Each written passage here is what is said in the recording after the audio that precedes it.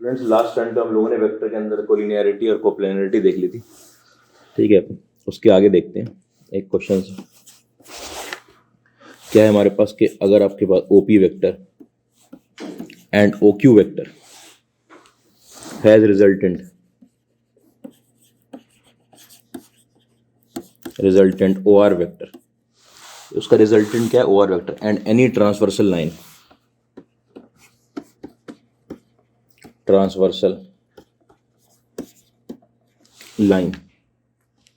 cut their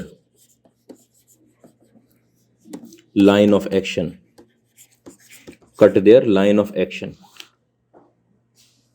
at A, B and C respectively. Find the value of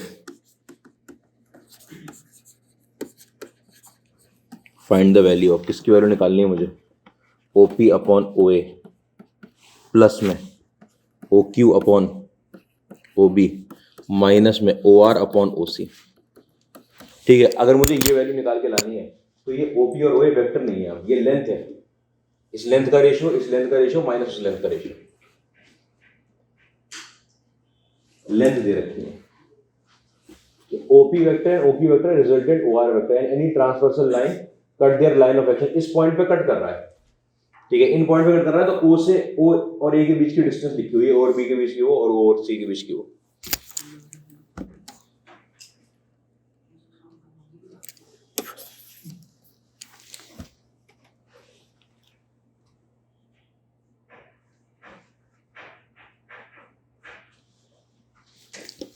ठीक है, देखो आपके पास यहां पे लिखा हुआ है जैसे ऐसे करके OQ वेक्टर, ठीक है, और यहां पर मेरे पास बना हुआ है OP वेक्टर, ऐसे जा रहा हूं, ठीक है, ये OQ वेक्टर है, ये OP वेक्टर, O से स्टार्ट हो रहे हैं, तो इनका रिजल्टेंट दे रखा है OR वेक्टर,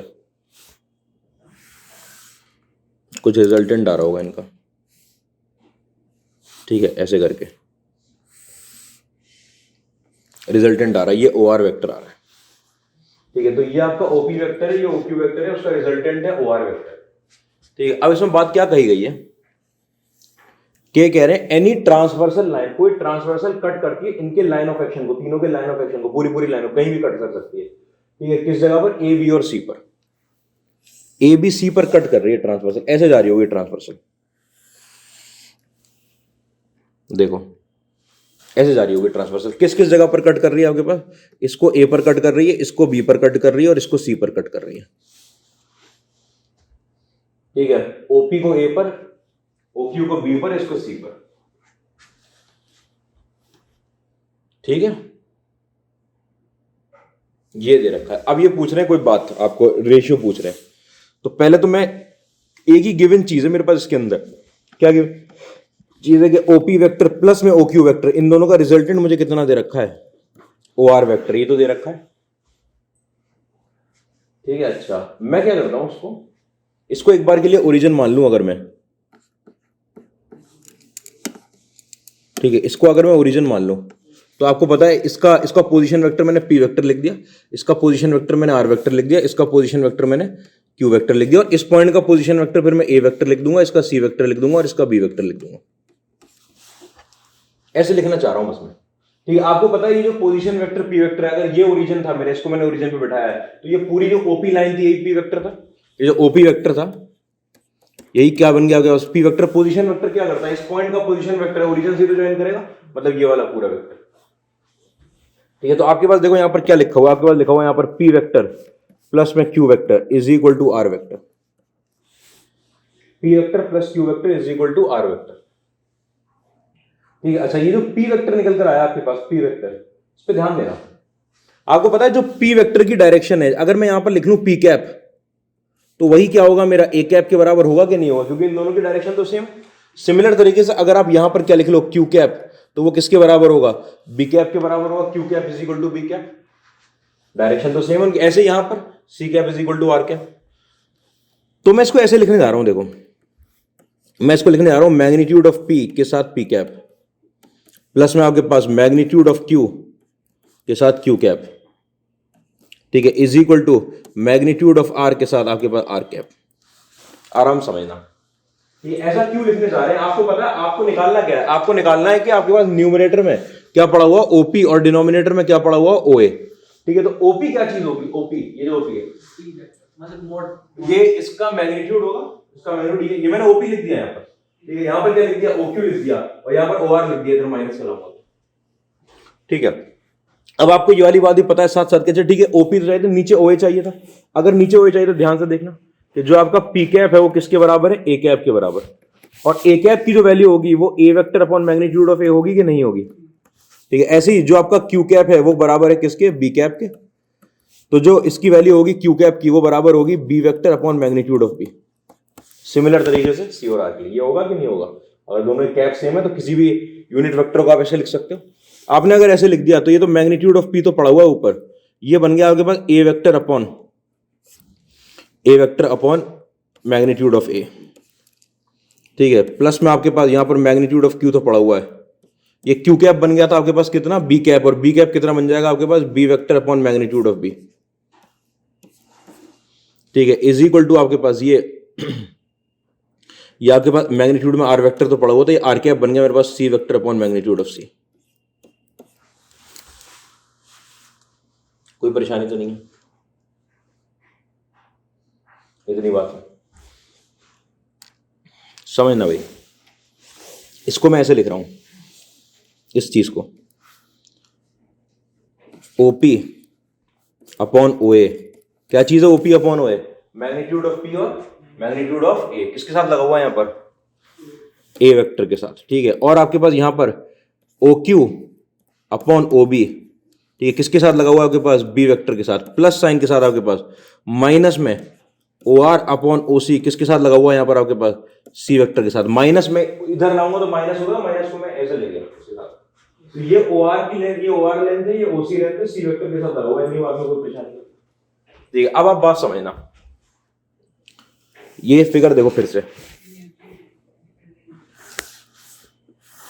ये फिगर देखो फिर से, ऐसे करके लाइन जा रही है, ये ए पॉइंट पड़ा हुआ है, ये बी पॉइंट पड़ा हुआ है, ये सी पॉइंट पड़ा हुआ है, तीनों के तीनों पॉइंट कैसे हैं, कोलिनियर है, कोलिनियर है। ठीक है, तीन बातें होती है टोटल के, पॉइंट कोलिनियर तब होते हैं जब उनका लीनियर कॉम्बिनेशन एक्स ए वेक्टर प्लस में वाई बी वेक्टर प्लस में जेड सी वेक्टर जीरो हो जाए, और क्या हो जाए, X plus Y plus Z ये जीरो हो जाए, तब क्या निकलते हैं, वो कोलिनियर निकलते हैं। मैं ये दिखाना चाह रहा हूं कि तीन बात होती है।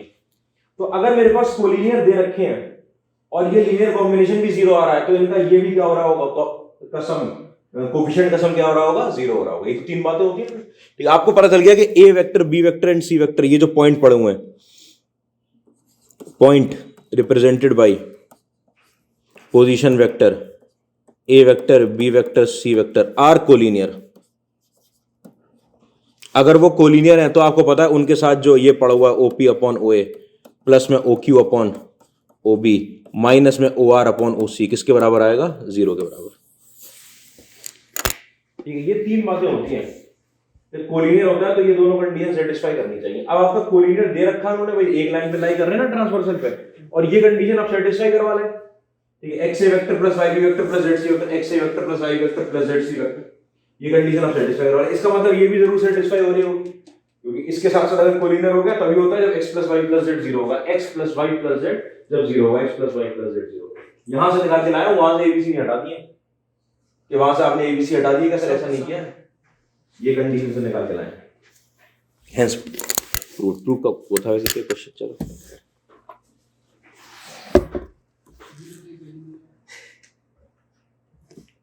क्या है,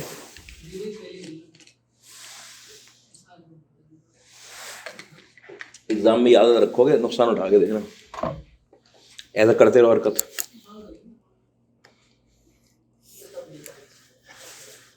सॉल्व तो करोगे, ठीक है, एक दिमाग ऐसे काम करता है कि आपको अगर ये लग गया कि इसका आंसर जीरो आएगा तो आप जीरो निकलवाना चाहोगे, उसका आंसर जीरो निकलवाना चाहोगे कि हाँ इसका जैसे ही कुछ भी करके जीरो आ गया, अगर हाँ आ रहा है जीरो लगा दो।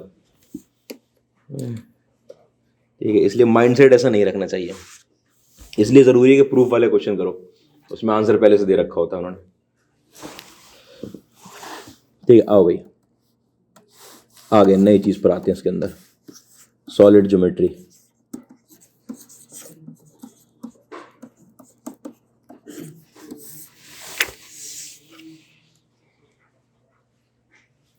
सॉलिड ज्योमेट्री, छोटी सी चीज है सॉलिड ज्योमेट्री, ठीक है, छोटी सी। देखो सॉलिड ज्योमेट्री में हमारे पास दो टाइप के फिगर होते हैं बस, ठीक है। एक हमारे पास प्रिज्म होता है और एक हमारे पास पिरामिड होता है, ठीक है। इसी दो में ब्रॉडली क्लासिफाइड है आपके पास 3 डायमेंशन में, प्रिज्म हो गया और पिरामिड हो गया। ऐसे तो बहुत सारी चीजें होती हैं जिसके बहुत सारे फेज होते हैं। डोडेकाहेड्रन होता है, वो ना ये बनेगा ना वो बनेगा, ठीक है। वो अलग टाइप के क्लोज फिगर होते हैं, स्फीयर टाइप के। स्फीयर तो ना प्रिज्म में आएगा ना पिरामिड में आएगा, तो ऐसे वाले होते हैं, ठीक है। तो उनकी बात नहीं कर रहा मैं, लेकिन हम एक काम करेंगे प्रिज्म और पिरामिड पे। आपको प्रिज्म में क्या चाहिए, जैसे प्रिज्म में के एग्जाम्पल ये होते हैं कि आपका क्यूब जो होता है वो प्रिज्म का एग्जाम्पल है। प्रिज्म में खास बात क्या होती है कि जो बेस, जैसी बेस नीचे आ रही है वैसी बेस ऊपर आएगी, ठीक है। नीचे की बेस और ऊपर की बेस सेम रहेगी, ठीक है। Base at below and above is same, ठीक है। बेस जो है दोनों तरफ सेम रहेगी। जैसे राइट सर्कुलर सिलेंडर होता है आपका, टाइप ऑफ प्रिज्म है कि नीचे भी सर्किल आया है ऊपर भी सर्किल आया है, ठीक है। तो ये भी एक टाइप ऑफ प्रिज्म होता है। तो ये चीज प्रिज्म होती है जिसका ऊपर और नीचे की बेस सेम होती है। क्या कौन सा ट्रायंगल, कौन सा होता है प्रिज्म? तो वो ऐसे ही तो होता है, वो यही तो होता है फिगर, ऐसा ये फिगर तो होता है। वो ऐसे लिटा दोगे तो ऐसे दिखता है वो, ठीक है। तो नीचे की बेस और ऊपर की बेस सेम होती है, ट्रायंगुलर बेसिस तो होती है दोनों तरफ, ठीक है। प्रिज्म को, ठीक है, ये भी प्रिज्म होता है। तो ये बस सीधी सीधी बात है इसके अंदर कि ये वाली बेस और ये वाली बेस जो है ये दोनों सेम रहती हैं, दोनों तरफ की बेस सेम रहती है। सिलेंडर में होता है ऐसा, राइट सर्कुलर सिलेंडर में, ठीक है, और सेम साइज की। इतनी सी बात। अब पिरामिड में समझना, पिरामिड में क्या होता है, इसका एग्जाम्पल जो है हमारे पास, एग्जाम्पल के अंदर जैसे आपके पास सबसे बड़ी एग्जाम्पल क्यूबॉइड जो हम पढ़ेंगे, या फिर पैरेललोपाइप्ड, पैरेललोपाइप्ड, ठीक है। क्यूबॉइड या पैरेललोपाइप्ड इसके एग्जाम्पल होते हैं। पैरेललोपाइप्ड तो हमें पढ़ना है, हमें यही पढ़ना है, ठीक है। पिरामिड के अंदर, ठीक है, पिरामिड के अंदर क्या होता है, जिसका इसका एग्जाम्पल क्या है आपके पास, एग्जाम्पल है आपका राइट सर्कुलर कोन। पिरामिड में क्या, एक तरफ तो होगी बेस प्लेन सरफेस और एक तरफ होगा वर्टेक्स, राइट सर्कुलर को, ठीक है। तो जैसे एक तरफ तो हो गई आपके पास बेस, ये रही सर्कुलर बेस, ठीक है। ये ऊपर ले गए हम, इसे मिला दिया, ठीक है। ये क्या बन जाता है मेरे पास, हर तरफ से मिला ही दूंगा, राइट सर्कुलर कोन बना हुआ है यहाँ पर। तो एक तरफ तो बेस है आपकी सर्कुलर और एक तरफ क्या है, वर्टेक्स, ठीक है। तो इसमें क्या है, वन साइड क्या है, प्लेन सरफेस है, ठीक है, और वन वर्टेक्स। एक ऊपर क्या आ रहा है, वर्टेक्स आ रहा है। आप इसको ऐसे बना सकते हो जो हमको चाहिए, जैसे टेट्राहेड्रन कि नीचे ट्राइंगल बेस पे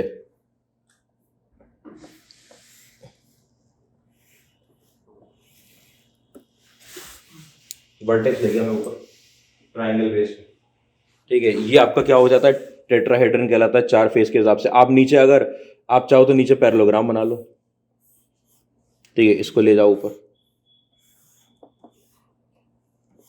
ऐसे करके, ठीक है। तो एक तरफ क्या बन गया आपके पास, पैरेललोग्राम, और ऊपर क्या बनकर आ गया आपके पास, वर्टेक्स।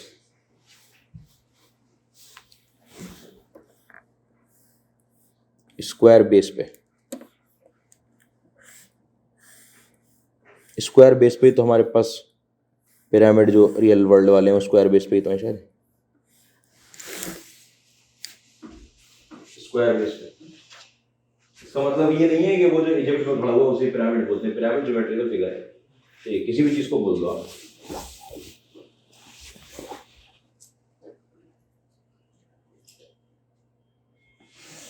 Geometrical figure.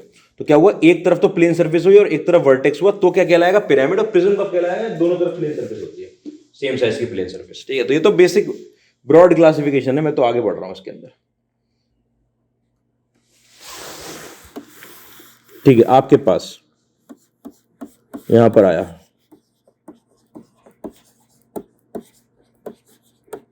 पैरेललोपाइड, पैरेललोपाइड। ठीक है, पैरेललोपाइड क्या होता है? ये अपने आप में एक प्रिज्म होता है हैविंग पैरेललोग्राम एज बेस, जिसकी बेस क्या होती है? आपके पास पैरेललोग्राम होती है, इसकी बेस पैरेललोग्राम होगी, और साथ साथ ऑल फेसेस आर पैरेललोग्राम, सारे फेस भी कैसे होंगे? पैरेललोग्राम। ठीक है, तो पैरेललोपाइड ऐसा प्रिज्म होता है जिसकी बेस पैरेललोग्राम होती है। ठीक है, तो पैरेललोग्राम बेस पे अगर आपको बनाना है तो आप कैसे बनाओगे भाई? देखना, पहले इसके अंदर बहुत सारी बातें समझानी है।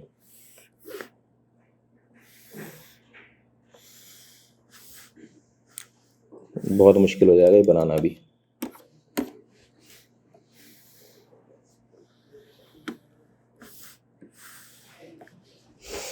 ठीक है,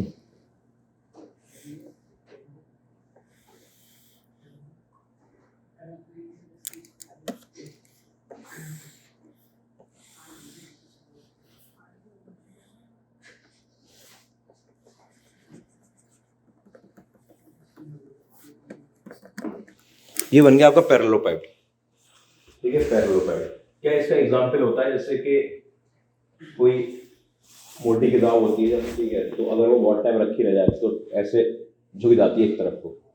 अगर मोटी किताब हो गई, प्रदीप होती है ना, फिजिक्स की प्रदीप इतनी मोटी होती है, ठीक है, तो वो जो है वो ऐसे करके झुक जाएगी एक तरफ, टेढ़ी हो जाएगी। तो वो जब टेढ़ी हो जाती है ऐसे करके किताब, तो वो ऐसा पैरेललोपाइड का फिगर बन जाता है उसका, लेकिन उसका बेस तब भी रेक्टेंगुलर ही रहता है। ठीक है, लेकिन यहाँ पे क्या होता है कि बेस भी टेढ़ा हो चुका है। ठीक है, बेस भी टेढ़ा हो चुका है चारों तरफ से आपका। ये टेढ़ा, ये मतलब क्यूबॉइड को जो है ना, क्यूबॉइड ऐसे करके क्यूबॉइड था, उसकी बेस को स्ट्रेच कर दिया ऐसे करके दोनों साइड को पकड़ के, और ऊपर से भी इधर झुका दी, इधर झुका दी। तो ये हर फेस का पैरेललोग्राम है, कोई भी फेस आपका क्यूबॉइड नहीं है, सारे फेस पैरेललोग्राम है। ठीक है, अच्छा, जब ये पैरेललोपाइड बन गया, आप समझना इसके अंदर बहुत सारी चीजें होती हैं। जब भी आपके पास 3 लीनियरली इंडिपेंडेंट वेक्टर आपको दिखाने होंगे प्लेन के अंदर, वो स्पेस के अंदर 3 डायमेंशन में, तो आप पैरेललोपाइड का यूज करते हो। क्योंकि 3 लीनियरली इंडिपेंडेंट में आप कहोगे सर मैं क्यूबॉइड का यूज कर दूं। क्यूबॉइड का यूज करने का मतलब ये आपने तीनों लीनियरली इंडिपेंडेंट कैसे ले लिए? परपेंडिकुलर ले लिए। क्या जरूरी है कि वो परपेंडिकुलर हो? यहाँ पे परपेंडिकुलर नहीं है, एंगल या 90 डिग्री नहीं है किसी भी तरफ, तो जनरल दिखाने के लिए हम ये यूज करते हैं। ठीक है, कोई भी आपका इसके अंदर बताओ भाई मुझे, वर्टेक्स कितने वर्टेक्स हैं? 4 ऊपर है वर्टेक्स और 4 नीचे वर्टेक्स, उसके अलावा तो वर्टेक्स नहीं है, 8 वर्टेक्स हैं। ठीक है, फेस बताओ कितने फेस हैं इसमें? 6 फेस होंगे जितने क्यूबॉइड में होते हैं, सारी बात वही आएगी। ठीक है, एजेस कितनी है? 12 एज होंगे, 4 ऊपर है, 4 नीचे, 8, और 4 साइड में लगी हुई है 12 एज। ये चीज होती है ना एज, जिस जगह पर 2 प्लेन मिलते हैं आपके, अगर 2 फेस मिलते हैं, वो क्या कहलाती है? आपकी एज कहलाती है। जैसे यहां पर मिल रहा है इस जगह पर, यहां पर ये आपके पास एक प्लेन है, प्लेन है, तो जिस जगह पर मिलते हैं वो क्या कहलाती है? एज। तो एज ज्वाइन करती है 2 प्लेन को, इतनी बात में परेशानी नहीं होगी। एज। उसके बाद इसके अंदर एक टर्म आता है बॉडी डायगोनल। तो बॉडी डायगोनल क्या चीज होती है इसके अंदर? बॉडी डायगोनल होती है जो 2 ऑपोजिट वर्टेक्स को ज्वाइन करवाती है, ऐसे करके देखो।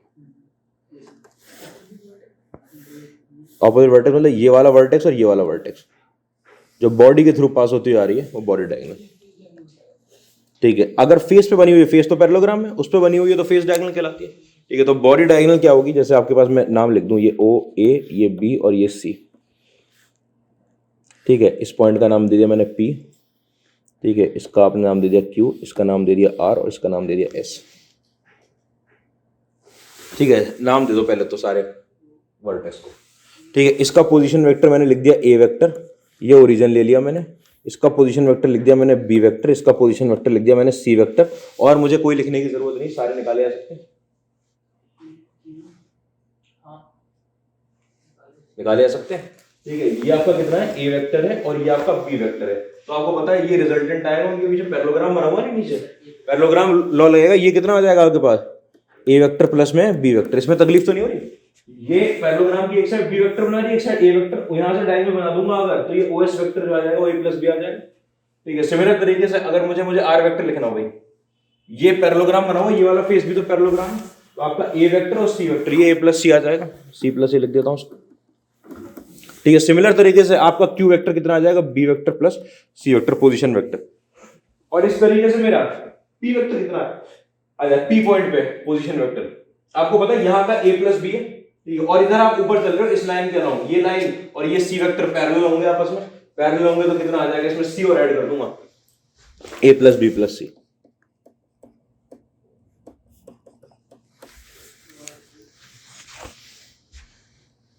इसमें कोई परेशानी नहीं, इसमें कोई परेशानी नहीं, ठीक है, बता रहा हूं। यहां से यहां तक का जो वेक्टर आया, ये वाला वेक्टर, ये ओ एस वेक्टर, ये कितना है मेरे पास, ए प्लस बी, ठीक है, और ये जो ऊपर जा रहा हूं यहां पर, तो ये इसके पैरेलल लाइन होगी, ठीक है, तो सी वेक्टर हो गया, ये भी पैरेलल शिफ्टिंग से कोई असर पड़ता नहीं, ये सी वेक्टर। अगर ये सी वेक्टर है तो आपको पता है, आप यहां पर ए प्लस बी प्लस सी, यहां से यहां तक ये वाला वेक्टर ए प्लस बी है और ये वाला सी है, तो जब मैं ओरिजिन से पी को ज्वाइन करूंगा तो ए प्लस बी प्लस सी तो आएगा, ओरिजिन से पी को ज्वाइन करूंगा ए प्लस बी प्लस सी, ठीक है। तो यहां पे अगर लिखा जाए तो आपके पास बॉडी डायगोनल लिखता हूं मैं, बॉडी डायगोनल क्या होती है आपके पास, ए क्यू देख लो, एक बॉडी डायगोनल है, ए इधर है और क्यू पीछे की तरफ है, और सी एस, ठीक, और आपके पास आर बी, और आपके पास ओपी, ये ओ और पी, ये बॉडी डायगोनल है, कोई परेशानी नहीं होगी इसमें,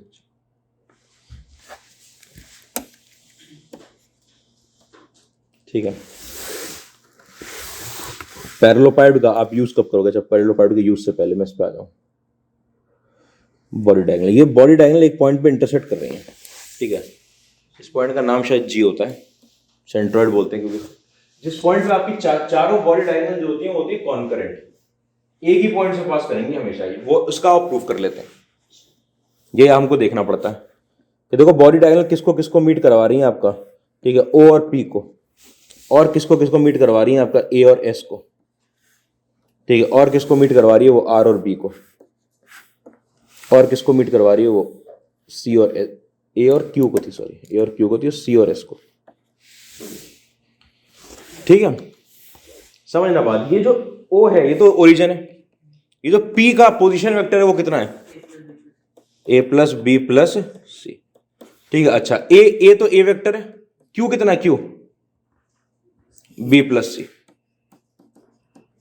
ठीक है, पोजीशन वेक्टर जो है इसका, हाँ भाई आर सी प्लस ए, ठीक है, और बी तो बी वेक्टर था, ठीक है, ये सी तो आपके पास सी वेक्टर था, और ये S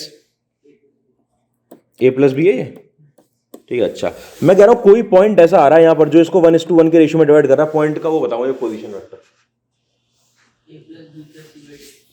A plus B plus C by 2, कोई पॉइंट आ रहा है जो इसका मिड पॉइंट है, ए और क्यू का कितना आएगा, a plus B plus C by 2, position vector आएगा, ऐसे ही इसका a plus B plus C by 2, ठीक है, ऐसे ही इसको जो 1:1 के रेशियो में डिवाइड कर रहा है वो भी a plus B plus C by 2, इसका मतलब जो इन चारों का मिड पॉइंट है उसका पोजीशन वेक्टर सेम हो गया, और ये जब पोजीशन वेक्टर सेम हो गया इसका मतलब ये इस पे लाई कर रहे थे, ये चारों अलग अलग लाइन पे लाई करने वाले पॉइंट थे, चारों अगर अलग अलग लाइन पे लाई करने वाले पॉइंट थे और उन सबका पोजीशन वेक्टर सेम आ गया, इसका मतलब वो सेम पॉइंट था, इसका मतलब चारों लाइन इस पॉइंट से पास हो रही है, ऐसे करके चारों बॉडी डायगोनल जाती है आपके पास, मिड पॉइंट होता है, ठीक है। तो सेंट्रॉइड की बात लिखता हूं, क्या करता है, centroid bisects all the body diagonals, बल्कि ऐसे नहीं, सेंट्रॉइड तो को तो डिफाइन ऐसे करते हैं, all the body diagonals are concurrent, ठीक है, and their point of concurrency is called centroid of parallelopiped, ठीक है, चारों बॉडी डायगोनल कॉन्करेंट होती है, उनका पॉइंट ऑफ कॉन्करेंसी क्या कहलाता है, सेंट्रॉइड ऑफ पैरेललोपाइप्ड, ठीक है। अब यहां पे आप बात लिखोगे centroids bisects the body diagonals,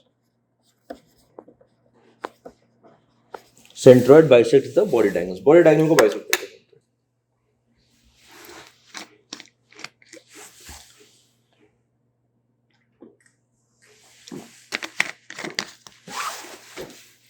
कि चारों बॉडी डायगोनल एक ही पॉइंट से पास करती है, कॉन्करेंट होती है, वो point of concurrency centroid of parallelepiped कहलाता है, और सारी बॉडी डायगोनल वहां पर बाइसेक्ट हो रही होती है।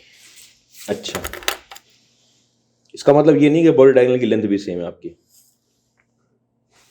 इतनी बात दिख रही है।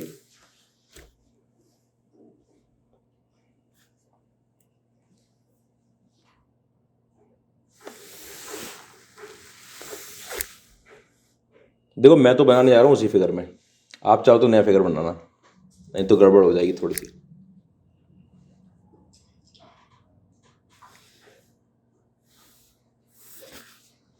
जिसमें मैं भी नहीं बना पाऊंगा, बल्कि देखना।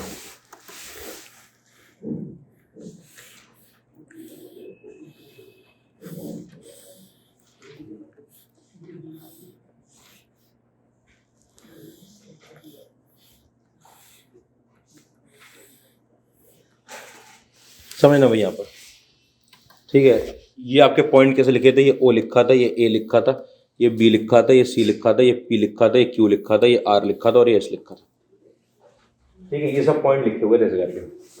मैं बात कर रहा हूँ ऑपोजिट एजेस की। जरा ऑपोजिट एज समझना कैसे ली जाती है।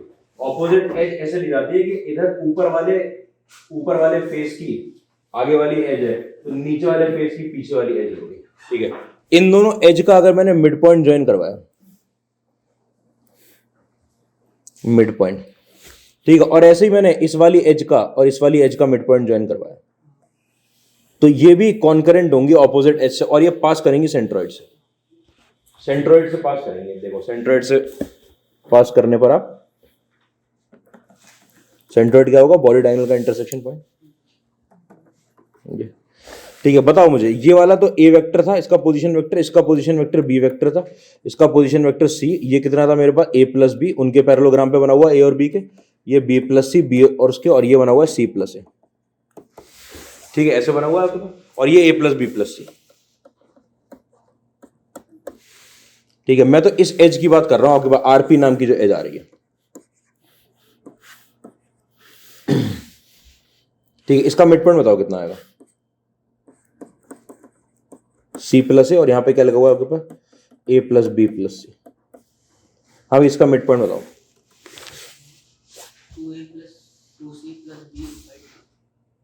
हाँ, तो a plus b, a plus, ये क्या चाह रहे हो, a plus c plus B by two, ठीक है, ये मिड पॉइंट आया, ठीक है। इसको मैंने कुछ नाम दे दिया आपके लिए, डी, ठीक है, और इसका नाम दे दिया ई, ठीक। बताओ ये जो है ई, ये इसका और इसका मिड पॉइंट है, कितना आएगा ये, ई क्यों, ई आएगा B by two, B by two, इतनी बात में कोई परेशानी नहीं। अब ये बात हो रही है कि जो ओजी, ये डीजी नाम की जो लाइन आ रही है, जो डी और जी, ये बात बोल रही है, कही है कि डी और जी, ठीक है, इसका मिड पॉइंट बताओ जरा कितना आएगा, इसको जी, डी और ई, सॉरी डी और ई, मैं कह रहा हूं कि इसका मिड पॉइंट आएगा जी, मैं ये तो कह रहा हूं कि इसका मिड पॉइंट आएगा जी को इंटरसेक्ट करती है, किस पॉइंट पर इंटरसेक्ट करती है, जी पर, और मैं कह रहा हूं 1:1 के रेशियो पर, ये भी साथ साथ बात। जरा डी पॉइंट बताओ तो कितना है डी पॉइंट, डी पॉइंट आपके पास आया a plus c plus B by two, और ई पॉइंट कितना आया मेरे पास, बी बाई टू, यही तो आया ना दोनों पॉइंट का पोजीशन वेक्टर। इन दोनों का अगर मैं मिड पॉइंट निकालूंगा तो मेरे पास कितना निकल कर आ जाएगा, यहाँ पर ए वेक्टर प्लस में बी वेक्टर प्लस में C vector divide by two, यही तो आएगा मिड पॉइंट। और ये आपके पास किसका पोजीशन वेक्टर था, जी का, अरे ये डी आया, ये ई आया, देखो ये डी इस एज का मिड पॉइंट, ये उस ऑपोजिट एज का मिड पॉइंट, ठीक है। इन दोनों मिड पॉइंट को ज्वाइन करके जो लाइन बन रही है, इस वाली लाइन का, इस वेक्टर का मिड पॉइंट निकाल के लाया है, तो वो जो मिड पॉइंट आएगा वो क्या आएगा, जी आएगा। ऐसे ही आप इधर वाली का निकाल लो, देख लेना वो भी कितना आएगा, जी आएगा, ठीक है। डी और ई का देखा है यहां पर, ठीक है। आप एक्स और वाई का देख लो, ठीक है, सब क्या आएगा, जी पर। इसका मतलब कि ऑपोजिट एजेस के मिड पॉइंट जो होते हैं, मिड पॉइंट को ज्वाइन करने वाली लाइन, ऑपोजिट एज, जितनी भी ऑपोजिट एजेस के पेयर लोगे उनके मिड पॉइंट को ज्वाइन करने वाली सारी लाइन कॉन्करेंट होती हैं, और कहां से पास होती हैं, सेंट्रोइड से पास होती है, और सेंट्रोइड क्या करता है, उनको बाइसेक्ट करता है, तो सेंट्रॉइड बाइसेंट्रॉइड तो डिफाइन कर ही चुके हैं। क्या पॉइंट आया कि सेंट्रॉइड बाइसेक्ट्स सेंट्रॉइड ऑफ पैरेललोपाइड तो लिख देना, bisects the line joining opposite edges, line joining midpoint of opposite edges, midpoint of, ये काम सेंट्रॉइड करता है। Parallelepiped, centroid bisects the line joining the midpoint of opposite edges। इसके अलावा तो कोई बात नहीं है इसके।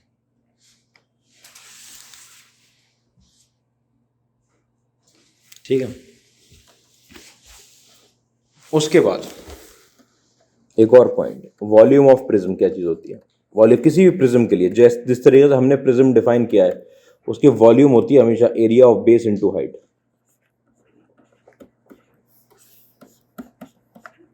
Area of base into height. आप कहोगे वॉल्यूम ऑफ पैरेललोपाइड बताओ, तो वॉल्यूम ऑफ पैरेललोपाइड आपके पास आएगा, पूरी डिटेल में आएगा, उस पर क्वेश्चन आएंगे। आईआईटी में जो क्वेश्चन आते हैं वो आएगा स्केलर ट्रिपल प्रोडक्ट में। Scalar triple product denotes the volume of parallelopiped, लेकिन वो बाद में स्केलर ट्रिपल प्रोडक्ट। तो वॉल्यूम ऑफ प्रिज्म क्या होता है, area of base into height. अभी तो ज्योमेट्री से बेस का एरिया, आप कोई भी प्रिज्म उठा लो, आप सिलेंडर को देख लो, एरिया ऑफ बेस दे दो पाई आर स्क्वायर, उसको हाइट से मल्टीप्लाई कर दो। ठीक है, आप क्यूबॉइड उठा लो, क्यूबॉइड में आप लेंथ इनटू ब्रेड्थ करके नीचे वाले रेक्टेंगल एरिया उस हाइट से मल्टीप्लाई कर दो, area of base into height. ठीक है, और हाइट पता है, ये जो पैरेलल आपके पास फेस है इनके बीच की लेंथ डिस्टेंस क्या होती है, ये हाइट होती है। वॉल्यूम ऑफ प्रिज्म में से आती है। इतनी बात में कोई परेशानी नहीं। आ गया हो क्या, तो पैरेललोपाइड में तो ये होगा।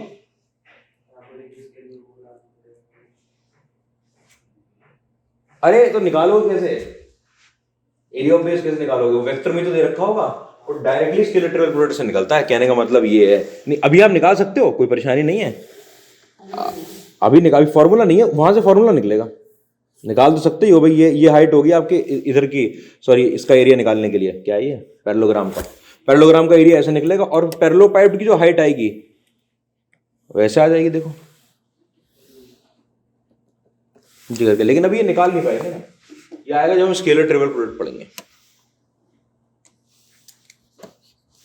ठीक है, उसमें बहुत सारी चीजें आती है, बहुत सारी चीजें आपके पास पैरेललोपाइड के अंदर, कि ये ओ एक वेक्टर है, वो बी वेक्टर है, वो सी वेक्टर है। ठीक है, अगर तीन पैरेललोपाइड बना रहे तो वॉल्यूम ऑफ पैरेललोपाइड अगर 0 आ जाए आपकी, तो तीनों वेक्टर कोलिनियर हो जाते हैं, सॉरी कोप्लेनर हो जाते हैं। कोप्लेनरिटी कंडीशन भी निकलती है वहां से, आएगा अभी पैरेललोपाइड में बहुत कम आएगा वेक्टर्स में। ये तो सॉलिड ज्योमेट्री में बात चल रही है अभी, बस आपको बेसिक दिया जा रहा है। हाँ, दूसरा फिगर आ गया हमारे पास, टेट्राहेड्रन।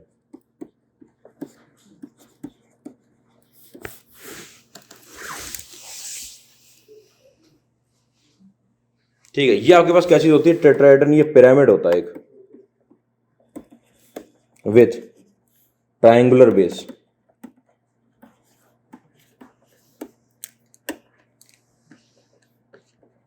ठीक है, टेट्राहेड्रन का मतलब टेट्राहेड्रन 4 फेस वाला फिगर।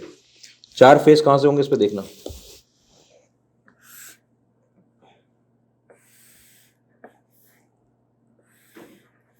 ठीक है, ये मैंने पॉइंट लिया, देखो जैसे ये वर्टेक्स ऐसे बनाना, एक ट्रायंगल बनाओगे आप। ठीक है, एक वर्टेक्स लोगे, बिल्कुल इसके ऊपर मत ले लेना, प्रॉब्लम होती है थोड़ी सी। ठीक है, ऐसे करके ज्वाइन करा दिया मैंने। तो एक तो ये वाला, ये नीचे वाला ट्रायंगल है आपके पास। ठीक है, एक इधर वाला ट्रायंगल है, एक आपका एक पीछे वाला ट्रायंगल, और एक जो सामने दिख रहा है ट्रायंगल। एक तो इससे बना हुआ है इन तीनों से। ठीक है, एक आपके पास ये बना हुआ है ट्रायंगल पीछे। ठीक है, एक ये बना हुआ है उधर राइट साइड में हमारे हिसाब से, और ये नीचे वाला। 4 ट्रायंगल बने हुए हैं। तो इसके अंदर कितने होते हैं, 4 फेस होते हैं, 4 फेस। ठीक है, ये 4 फेस हुए, इसके बाद एज कितनी हुई, 4 एज, 6 एज है। ठीक है, और वर्टेक्स 4 वर्टेक्स, 4 वर्टेक्स है, 1 2 3 4। ठीक है, तो ये क्या हुआ आपके पास, टेट्राहेड्रन हुआ। ठीक है, इस टेट्राहेड्रन के अंदर ठीक है, इसको ऐसे लिखेंगे, इसको ओ मान लेंगे, ठीक है। इधर ये भी आपका रिप्रेजेंट करने के काम में आता है। वॉल्यूम ऑफ टेट्रा ये भी स्केलर ट्रिपल प्रोडक्ट के अंदर यूज होता है, ठीक है, लेकिन पैरेललोपाइड ज्यादा कॉमनली यूज है। ये ए, ये बी और ये सी। क्या परेशानी आ गई? बीच में बातें ही करने लगी, फिगर नहीं बन रहा, ठीक है। ये ए वेक्टर, ये बी वेक्टर, ये सी वेक्टर, ये क्या आ गए? पोजीशन वेक्टर आ गए इन पॉइंट्स के। पोजीशन वेक्टर भी है और ये एच को भी रिप्रेजेंट कर रहे हैं, क्योंकि मैंने इसको ओरिजिन ले लिया है, इसको मैंने ओरिजिन ले लिया है, ठीक है। इतनी बात में तो कोई परेशानी नहीं होगी। अच्छा, आपने जो ओरिजिन लिया ऊपर की तरफ आ रहा है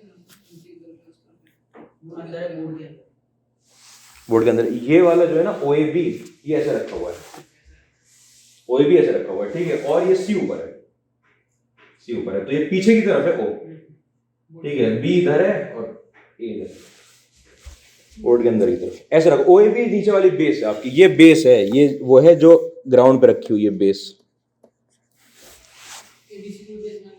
किसी को भी मान सकते हैं, लेकिन हमने उसको माना है, पीछे वाले उधर उसको ए लिया है, ठीक है। वो तो किसी को मान लो, इसको ओ ले लो तो सबसे बढ़िया रहता है, तो यहाँ से अच्छी भी लगती है, 3 लाइन करती, ऐसे कोई परेशानी नहीं है। बेस है वो, ये बेस है आपके पास ओ ए बी। खैर बात सुनना कि अगर ओ ए बी नाम का ट्राइंगल है तो इसका कोई सेंट्रोइड लिया मैंने G1, ठीक है।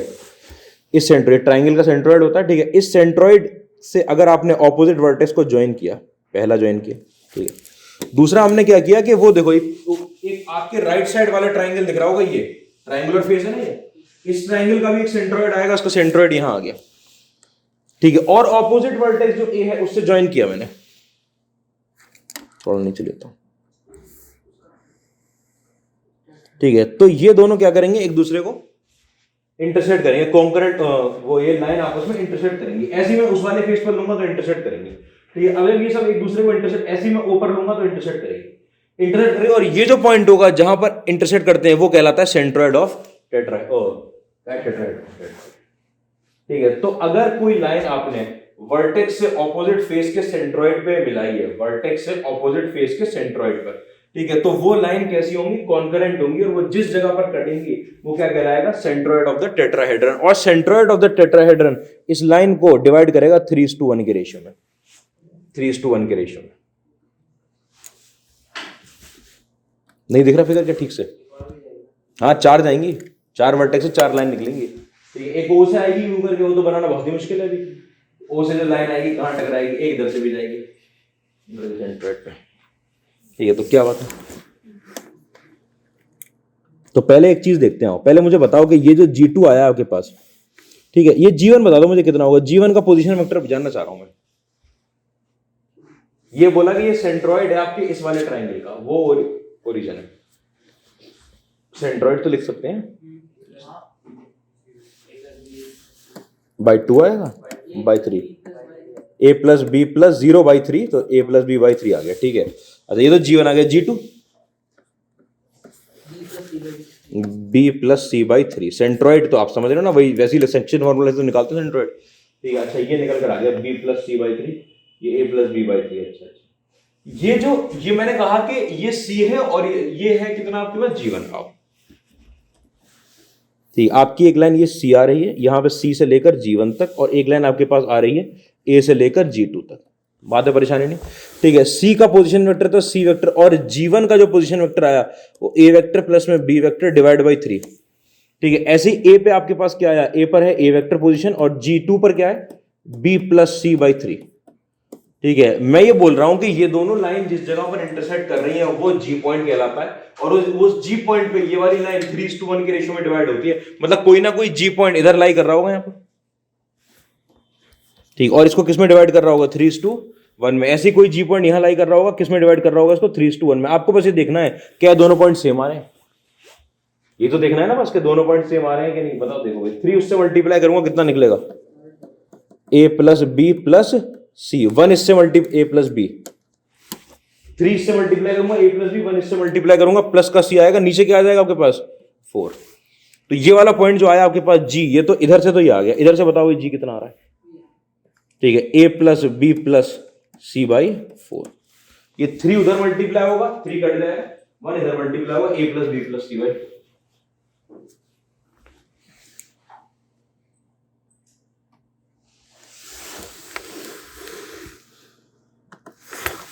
तो क्या पॉइंट क्या हमारे पास, line joining, lines joining,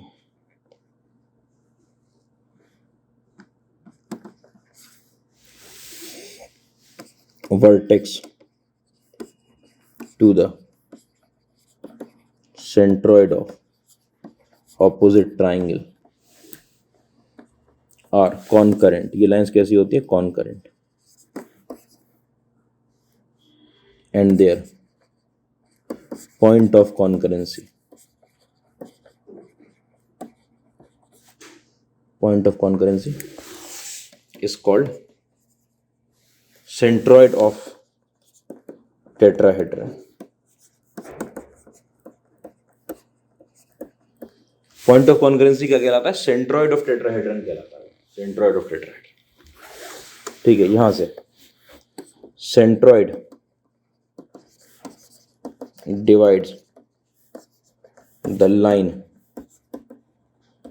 joining vertex to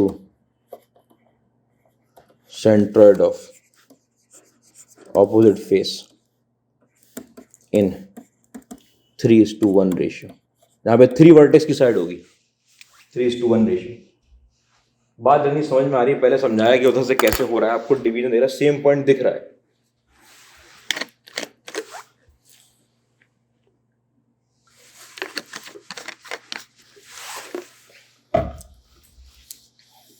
ठीक है, सेंट्रोइड।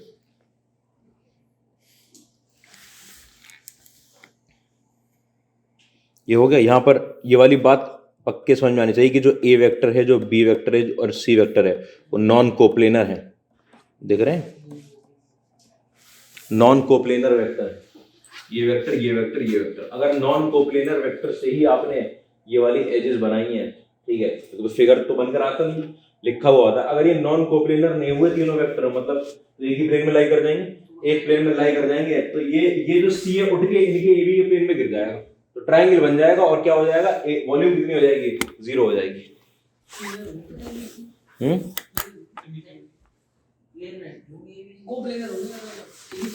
अभी अभी कहां से लाई करेंगे, 100% नॉन कोप्लेनर। देखो देखो, ये है ए, ये है बी और ये है सी। पॉइंट ले रहा हूं, एबीसी पॉइंट तो किसी प्लेन में लाई करेगी, 3 पॉइंट तो हमेशा करेंगे प्लेन में लाई, ठीक है। पॉइंट वेक्टर की बात हो रही है, ठीक है, नॉन कोप्लेनर। अगर ये कोप्लेनर हो गया, अगर मतलब मान लो ये उनके प्लेन में लाई कर गया, तो ये सी वेक्टर मतलब यहाँ आ गया, और एक गिर गया, तो देखो क्या टेट्राहेड्रन बनाए, तो ट्रायंगल बनेगा, कोई टेट्राहेड्रन नहीं बनेगा। ठीक है, अच्छा, तो सेंट्रोइड का डिवीजन समझ में आ गया हमको कि सेंट्रोइड क्या चीज होती है, वो किस में डिवाइड करता है, 3:1 के रेशियो में। पॉइंट और वेक्टर में कंफ्यूज नहीं होना है, खो जाओगे एग्जाम के दिन। ठीक है, line joining vertex centroid of opposite face in 3:1 ratio. अच्छा, क्या पॉइंट है इसके अंदर, कि इसके अंदर ऑपोजिट एज हमारी वो होती हैं, डिफाइन होती हैं, ऑपोजिट एजेस। ठीक है भाई, जरा ऑपोजिट एजेस देखना।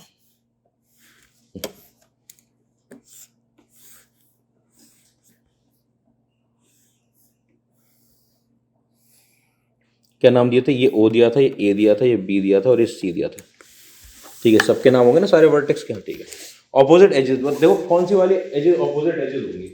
ये वाली एज अपने आप में कितनी एज से टकरा रही है, टोटल एज कितनी थी, एच है, एच है, एच है, एच है। ठीक है, तो एच है, एक एज ले लिया, बची 5।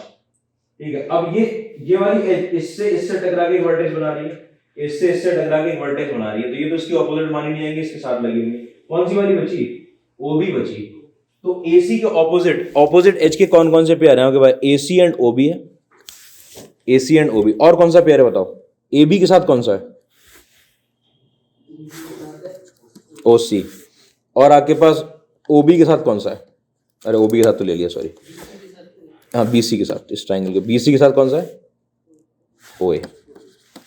ठीक है, ये जो ऑपोजिट एज होती है ना, ये अपने आप में बेस्ट एग्जांपल होता है 3 डायमेंशनल ज्योमेट्री में स्क्यू लाइंस का। ठीक है, कि एक लाइन ऐसे रखी हुई है और एक लाइन ऐसे रखी हुई है, ये लाइन पैरेलल होती नहीं है और इंटरसेक्ट कभी करती नहीं है।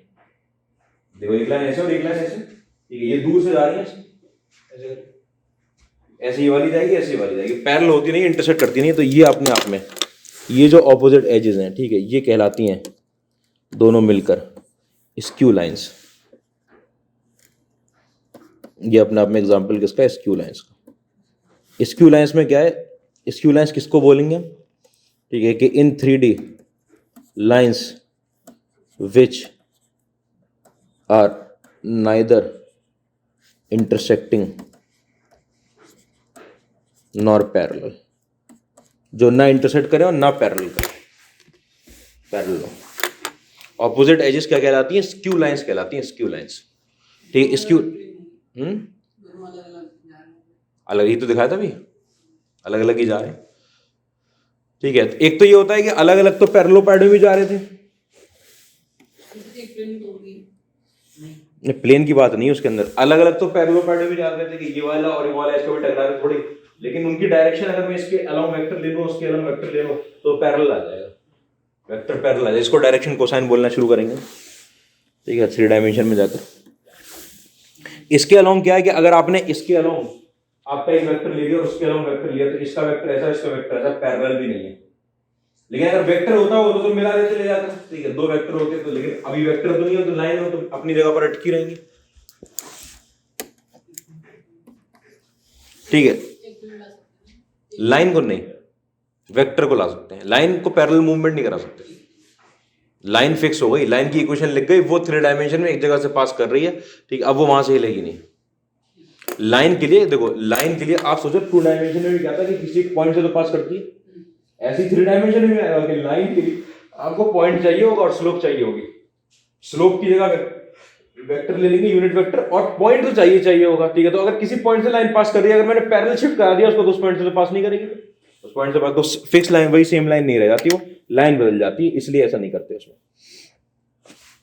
ठीक है, अच्छा अब भाई क्या चीज हो चीज की, अब समझना इसमें और कि अगर मैंने ऑपोजिट एजेस के मिड पॉइंट को ज्वाइन कराया, ये अरे ये तो बहुत घटिया हो जाएगा। ठीक है, इस वाले को और इस वाले को, इसका और इसका। ठीक है, तो आप समझ रहे हो क्या बनाने जा रहा हूं मैं यहां पर? इसका सेंट्रोइड कहां से पास करेंगे? ये भी सेंट्रोइड से, सेंट्रोइड से पास करेंगे। Bisects the line, centroid of tetrahedron,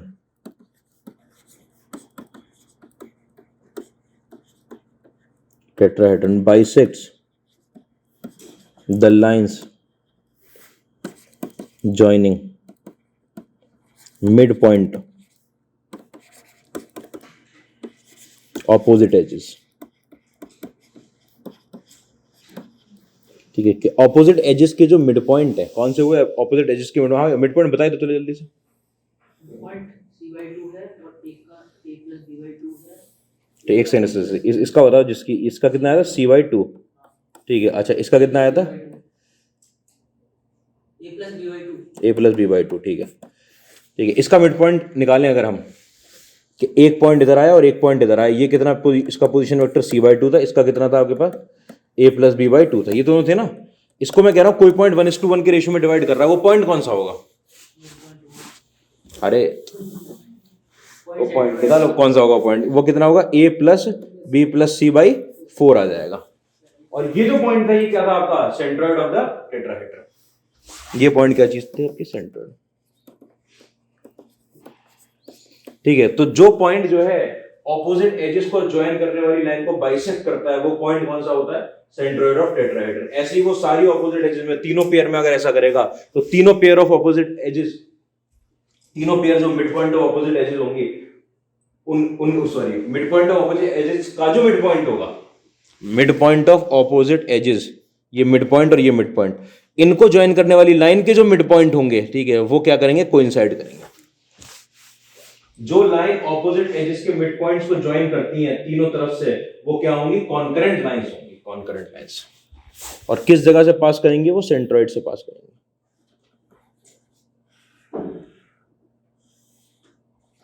ऐसे करके mid point of opposite edges के मिड पॉइंट को ज्वाइन करने वाली लाइन कॉन्करेंट होंगी और उनका पॉइंट ऑफ कॉन्करेंसी क्या होगा? सेंट्रोइड होगा। और सेंट्रोइड इन लाइंस को क्या करेगा? बाइसेक्ट करेगा। आप नाम डाल लेना चाहो तो इधर PQRS करके जी था।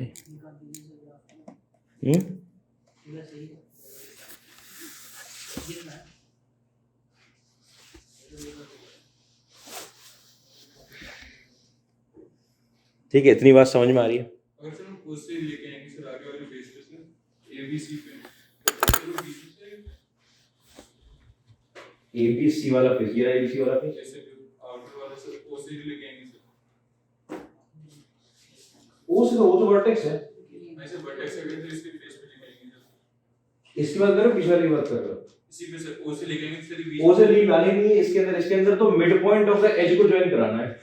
ये रही एज, इसका मिड पॉइंट, ये रही एज, इसका मिड पॉइंट। ये ओ जो है एज का मिड पॉइंट थोड़ी। नहीं ये तो सही है सर, अगर हम OC लेके आए तो सिर्फ G से वो पास होके जाएगी।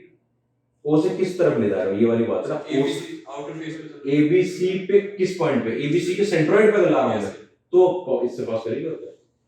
हाँ, वो तो पिछला वाला ये, अरे तो ये इसमें थोड़ी है, ये तो इसमें है।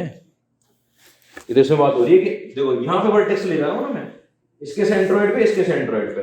तो अगर मैं ABC के सेंट्रोइड पे ले जाऊं तो वो ऐसे जाएगा, जो बनाना बहुत मुश्किल है अब इस वक्त। ये सेंट्रोइड किसका हो जाएगा मेरे पास? ये G3 हो जाएगा। देख बिल्कुल नहीं रहा कि पीछे O से वो इस वाले फेस पर आ रही है ऐसे करके लाइन, और इससे पास होती रहेगी फेस के सेंट्रोइड, फेस में और किसी जगह नहीं, सेंट्रोइड पे। अगर सर उन्होंने OC लिए G3 बना के दे दी और उन्होंने वो दे रखा है, तो हम ये भी तो कह सकते हैं कि OG जो कि वो और G से G3 तक की वो नहीं नहीं, 3:1 के रेशियो में डिवाइड करेगी भाई, 3:1 के रेशियो में डिवाइड करेगी। वो तो बात है, वही तो बात लिखवाई है कि देखो ये वाला पॉइंट क्या था? लाइन ज्वाइनिंग वर्टेक्स, वर्टेक्स को कहां ज्वाइन कर रही है? Centroid of the opposite triangle, ठीक है, आर कॉन्करेंट, ठीक। और पॉइंट ऑफ कॉन्करेंसी क्या करता है? वो क्या कहलाता है? सेंट्रोइड। और जो सेंट्रोइड डिवाइड करता है इस लाइन को, वो किस रेशियो में डिवाइड करता है? 3:1 को। किस लाइन को? जो वर्टेक्स को किससे ज्वाइन करा रही है? सेंट्रोइड ऑफ ऑपोजिट ट्रायंगल्स, उसको सेंट्रोइड डिवाइड करता है 3:1 में। Centroid divides the line joining, किस लाइन को? जो वर्टेक्स से ज्वाइन कर रहा है सेंट्रोइड ऑफ ऑपोजिट फेस को। ये सेंट्रोइड किसका है? टेट्राहेड्रन का। वो सेंट्रोइड किसका है? ट्रायंगल का। 3:1 के रेशियो में, 1:1 के रेशियो में डिवाइड नहीं करेगी, तो हर वर्टेक्स से होगा वो, हर वर्टेक्स से, चारों वर्टेक्स से ऐसा होगा।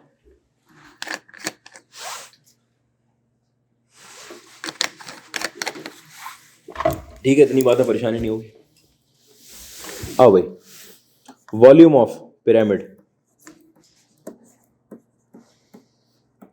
किसी भी पिरामिड की वॉल्यूम, पिरामिड में आपको किसकी देखनी है? टेट्राहेड्रन की, ठीक है। बराबर किसकी होती है? 1/3 into area of base into height.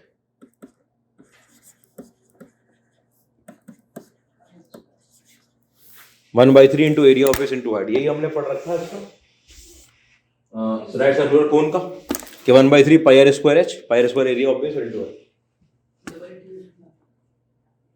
कैसे आता है डबल इंटीग्रेशन से, डबल से भी आता है, ट्रिपल से भी आता है, वो सिंगल से भी आ जाता है। कोन का जो है तीनों से ला सकते हैं, अलग अलग तरीके हैं।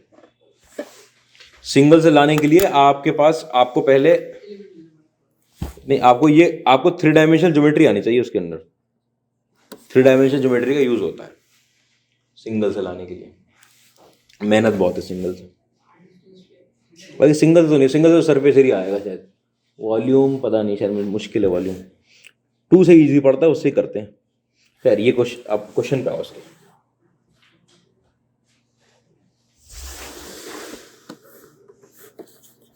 क्वेश्चन देखो, अ pyramid with vertex,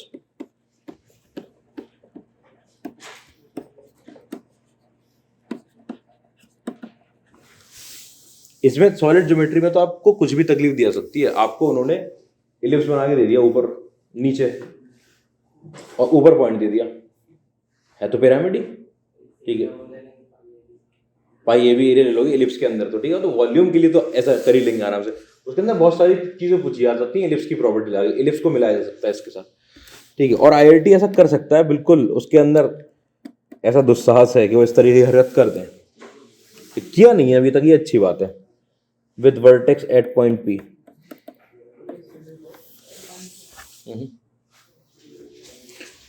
pyramid with vertex at point P has a regular hexagonal base.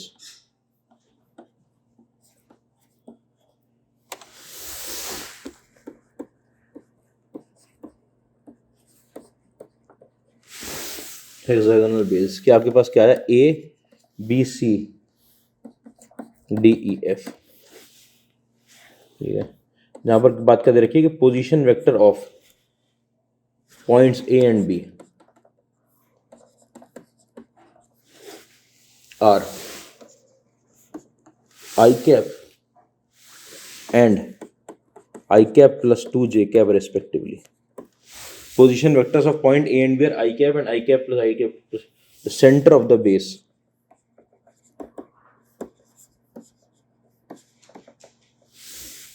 Center of the base has the position vector. इसका position vector होगा I cap plus J cap plus √3 K cap. Center of the base has the position vector here. Altitude drawn from P.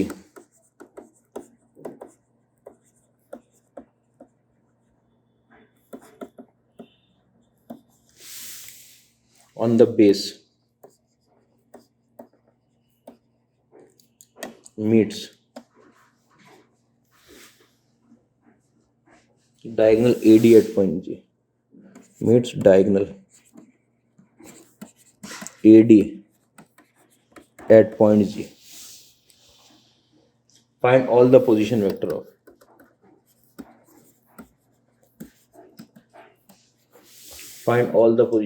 of G when volume of pyramid is 6√3 cubic units and AP is 5 units. AP is 5 units.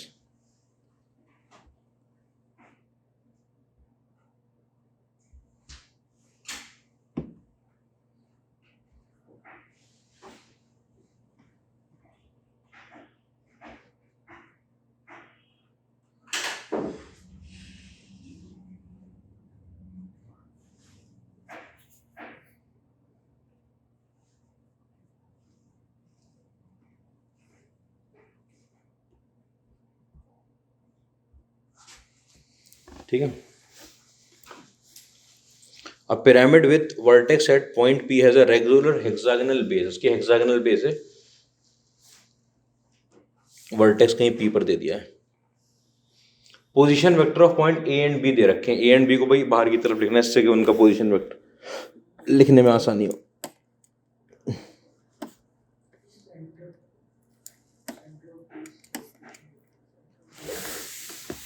क्या हुआ?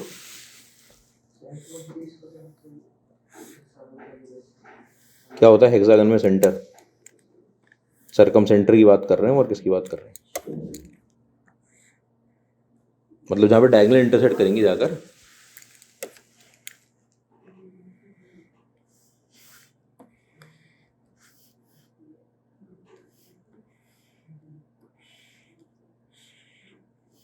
देखो ऐसे देखने में regular नहीं बनना, क्योंकि मैंने हेक्सागन को ऐसा नहीं बनाया है, मैंने हेक्सागन को थोड़ा ऐसे बनाया है, ठीक है वो रेगुलर ऐसा करके बनाया।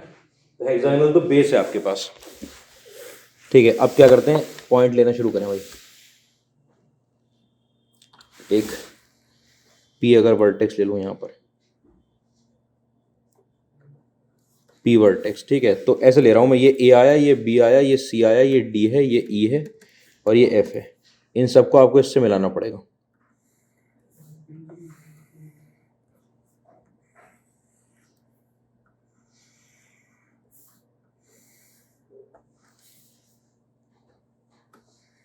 ठीक है भाई, ऐसा बनेगा।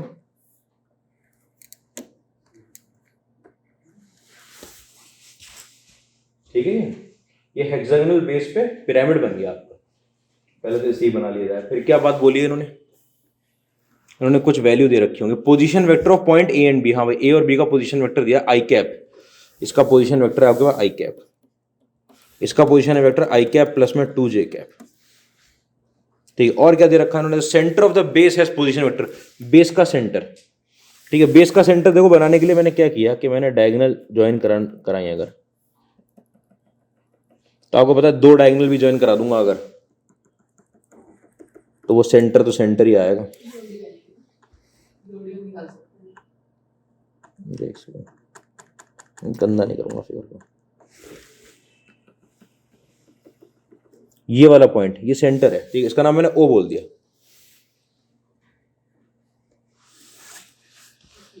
Centre of the base has position vector, इसका पोजीशन वेक्टर जो आया आपके पास ओ के पास, ओ का वो लिखा हुआ आई कैप प्लस में जे कैप प्लस में √3 k कैप। ठीक है, altitude drawn from P on the base. ठीक है, मीट डायगोनल एडी नाम की डायगोनल जा रही है। ठीक है, आपने क्या किया, ये पी से एल्टीट्यूड पुट करिए, पी से एल्टीट्यूड पुट है किसके ऊपर, बेस के ऊपर। एल्टीट्यूड ड्रॉन फ्रॉम पी से एल्टीट्यूड डालेंगे बेस पे, मतलब परपेंडिकुलर पुट किया गया, वो एडी डायगोनल को मीट कर रही है, एडी डायगोनल को किसी पी पॉइंट पे। मैंने ये बना दी, देखो क्या, नहीं ऊपर से टेढ़ा होगा ना, बिल्कुल ऊपर नहीं होगा ना। अरे नीचे रेगुलर हेक्सागन है, ठीक है, वर्टेक्स ये थोड़ी मैंने सेंटर के ऊपर ही लगाया, मैं साइड में लगा दूं। वर्टेक्स इसके बिल्कुल ऊपर लगाया अगर वर्टेक्स, तो पी पॉइंट लगाया वो साइड में लगा दी, तो रेगुलर हेक्सागोनल बेस ही है। पूरा नहीं, पूरा तो वो इक्विलेटरल ट्रायंगल नहीं है, ये वाली बात नहीं है। ठीक है, वो जो ये जो ट्रायंगल की बेस बन गया, ठीक है, तो ये आपसे एल्टीट्यूड ड्रॉन फ्रॉम पी से एल्टीट्यूड डाला गया बेस पर, वो एडी को, इसको एडी को मीट कर रहा है, कहां पर जाएगा, जी पॉइंट पर। ये वाला पॉइंट आया आपके पास जी, दिख रहा है। ठीक है, वॉल्यूम ऑफ द पिरामिड दे दिया इन्होंने, एपी की 5 लेंथ की यूनिट दे दी, मैं एपी दे रखा है आपको। वॉल्यूम कितनी दे रखी है, 6√3। अब मैं यहां पे वॉल्यूम कैसे निकालूंगा, वॉल्यूम तो दे रखी है, क्या हुआ, एरिया ऑफ बेस कैसे आएगा, 6 इक्विलेटरल ट्रायंगल बनेंगे यहां पर, हेक्सागन का 6 इक्विलेटरल ट्रायंगल, इस इक्विलेटरल ट्रायंगल का एरिया आने के लिए क्या करना होगा, यार ये एबी की लेंथ निकाल लें, एबी की लेंथ आपको एक इक्विलेटरल ट्रायंगल की साइड दे देगी, इस साइड से एक इक्विलेटरल ट्रायंगल का एरिया, उसको 6 से मल्टीप्लाई कर देंगे, एरिया ऑफ बेस निकालने जा रहा हूं। Area of base into 6 into area triangle OAB. अच्छा, ओएबी का एरिया निकालने के लिए अपने आप में वो इक्विलेटरल ट्रायंगल, आपने एबी वेक्टर लिखा, एबी वेक्टर कितना आ रहा है, ए वेक्टर आ रहा है 2j। ठीक है, मैग्नीट्यूड में एबी वेक्टर 2, ये 2 आ गया, तो 6 इंटू एरिया ऑफ ट्रायंगल कितना होगा, √3/4 ए स्क्वायर, ये तो होता है ना, √3/4 ए स्क्वायर, ए स्क्वायर कितना आ गया 4, ये और ये कट गए, 6√3 आ गया एरिया ऑफ बेस।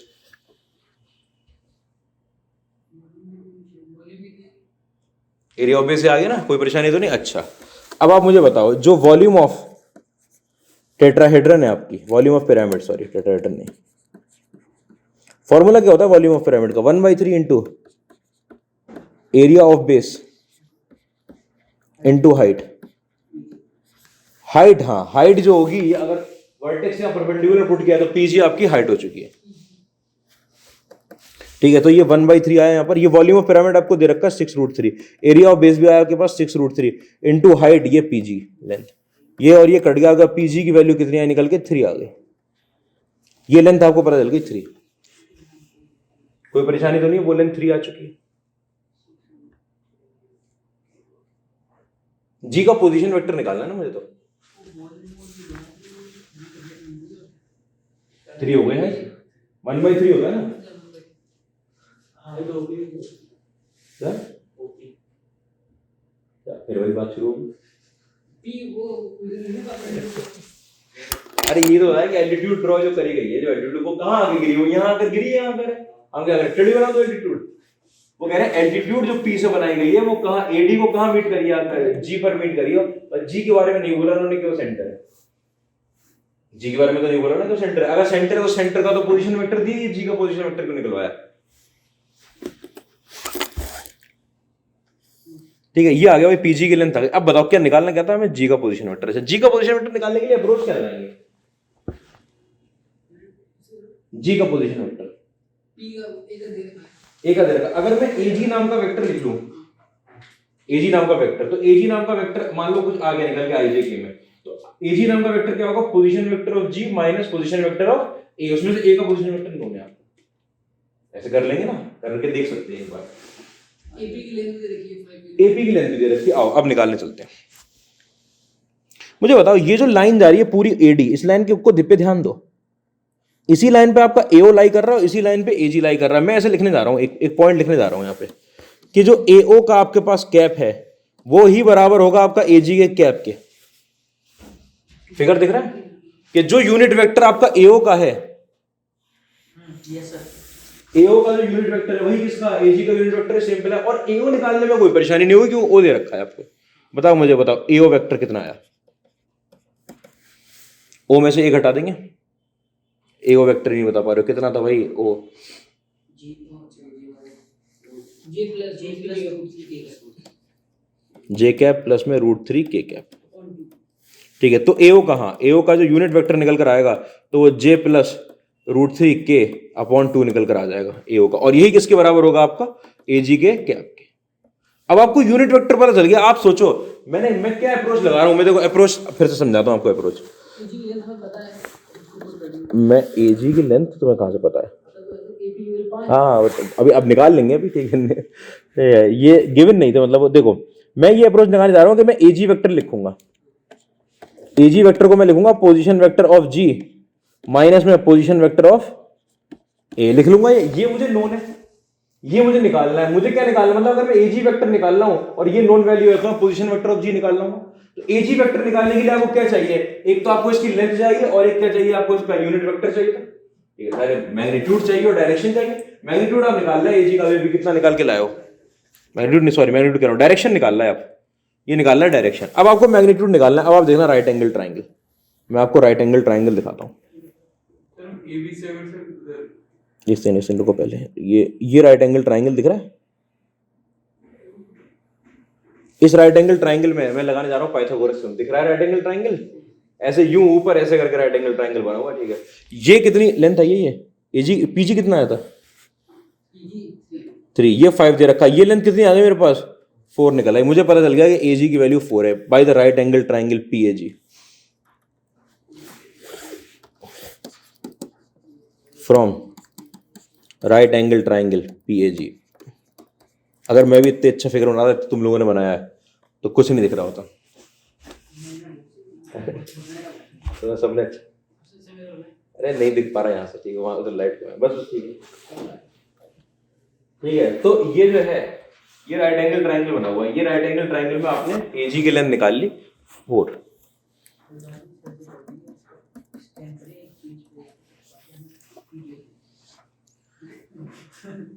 एजी की वैल्यू 4 आ गई। अब सुन तो लो, अब एजी की वैल्यू अगर 4 आ गई तो आपको पता है जो एजी वेक्टर होगा वो क्या होगा? मैग्नीट्यूड में एजी वेक्टर मतलब कि 4 के साथ जे कैप प्लस में √3 के कैप बाई 2। ठीक है, मतलब कि आपके पास 2 जे कैप प्लस में 2 √3 के कैप।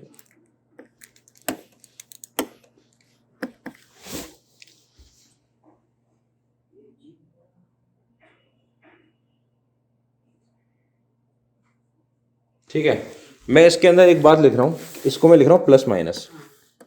क्यों मैं लिख रहा हूं प्लस माइनस? ए से जी की डायरेक्शन मैंने एओ की डायरेक्शन में लिया है। ठीक है, ऐसे बात समझना कि अगर आपका हेक्सागन यहाँ बना हुआ है, हेक्सागन यहाँ बना हुआ है और पॉइंट यहाँ है वर्टेक्स, आप समझ रहे हो कितना डिफरेंस है? हेक्सागन यहाँ है और वर्टेक्स यहाँ है, तो परपेंडिकुलर यहाँ पड़ेगा तो एडी प्रोड्यूस्ड मिलेगा जाकर, वो मिलेगा कि नहीं? तब उस टाइम पे अच्छा जो ओ आ रहा है, जो हमने सेंटर ऑफ द हेक्सागन लिया उसकी डायरेक्शन तो ए से ओ में इस तरफ और ए से जी की डायरेक्शन इधर चली जाएगी कि नहीं चली जाएगी? तो रिवर्स डायरेक्शन हो जाएगी, इसलिए प्लस माइनस लिया। बात समझ में आ रही है? कुछ ऐसे दिखाई देता है। दोनों डायरेक्शन ले सकते हैं इसलिए कि अगर आपका मान लो ऐसे करके आपका हेक्सागन है और यहां पर पॉइंट आ जाता वर्टेक्स, तो सेंटर तो यहीं लाई करता, लेकिन जो परपेंडिकुलर होता वो यहां लाई करता। तो एक ही सेंटर से तो डायरेक्शन ये हो जाती, सेंटर से डायरेक्शन और परपेंडिकुलर से डायरेक्शन ये हो जाती, उल्टी हो जाती, इसलिए प्लस माइनस किया। इन्होंने सिर्फ बेसिक हेक्सागोनल बनाया था, ऐसा भी तो बन सकता था पिरामिड। तो प्लस माइनस में ये तो एजी वेक्टर आ गया, ठीक है। तो एजी वेक्टर के बारे में आपको पता है, ये अपने आप में पोजीशन वेक्टर ऑफ जी, ये अपने आप में इसको मैं जी वेक्टर माइनस में ए वेक्टर लिख दूं क्या, 2j कैप प्लस 2√3 के कैप, कोई परेशानी नहीं, ठीक है। मतलब आपका जी वेक्टर जो आ गया वो यहां पर, ये तो आई कितना, ए कितना आई कैप है ना, I plus minus 2j cap plus में 2√3 के कैप। एक बार आई प्लस 2j प्लस 2√3 और एक बार आई माइनस 2j माइनस 2√3, ये पोजीशन वेक्टर हो गया।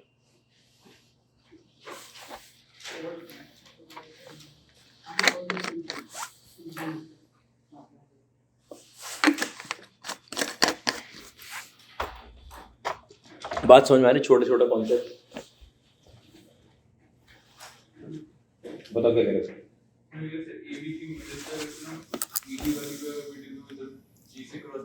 ए बी, एक सेकंड, ए बी के मिडिल पे पॉइंट्स है,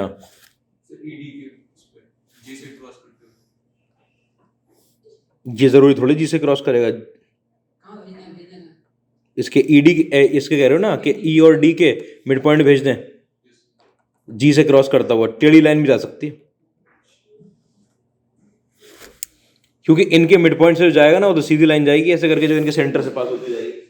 मिड पॉइंट अगर लाइन बनानी है तो सीधी जाएगी इनके सेंटर से पास, ऐसे करके फायदा क्या होगा, ये जी कोई सेंट्रोइड थोड़ी है, किसी भी चीज का पॉइंट का नाम है बस, ये उससे पास थोड़ी करेगी।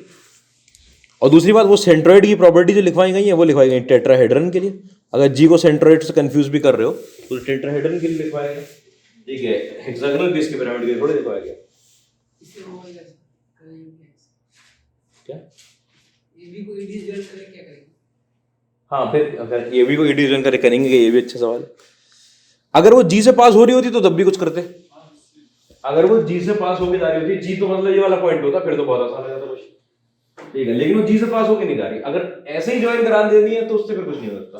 लेकिन अगर वो जी से जो पास हो रही होती तो फायदा होता, लेकिन वो जी से पास नहीं होगी। ये फिर वही बात है जो सबने एक करके पूछ लिया कि जी यहाँ पे क्यों नहीं है, ठीक है, सबने एक करके ये बात पूछ ली है कि जी यहाँ पर क्यों नहीं है, ठीक। उसके लिए मैंने ये फिगर दिखा दिया भाई, अब तो जी कभी नहीं आ सकता, ठीक है। ऐसा अगर उसमें सर्किल या हेक्सागन होता,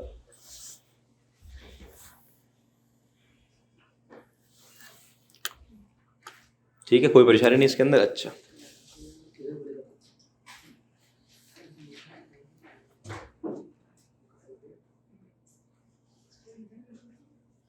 क्या हुआ, आगे बढ़ जाऊं?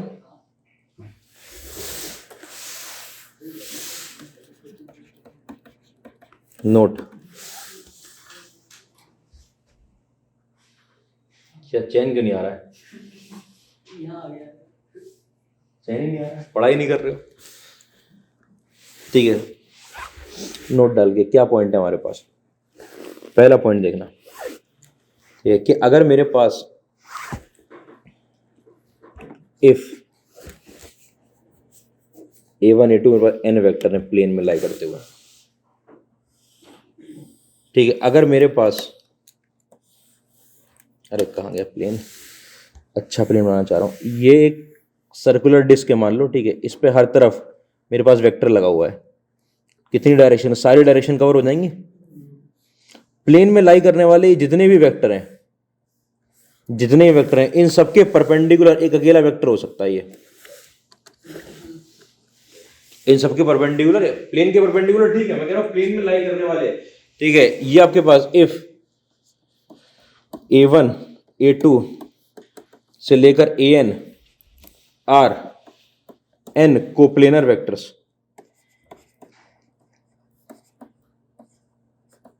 ठीक है। अगर ये n कोप्लेनर वेक्टर्स हैं, ठीक है, देन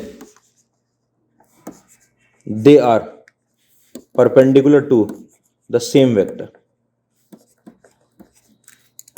हमेशा किसके परपेंडिकुलर रहेंगे, एक ही वेक्टर के परपेंडिकुलर रहेंगे, और उस वेक्टर का नाम perpendicular to the same vector, और वो वेक्टर क्या कहलाता है आपके पास, नोन एज नॉर्मल वेक्टर।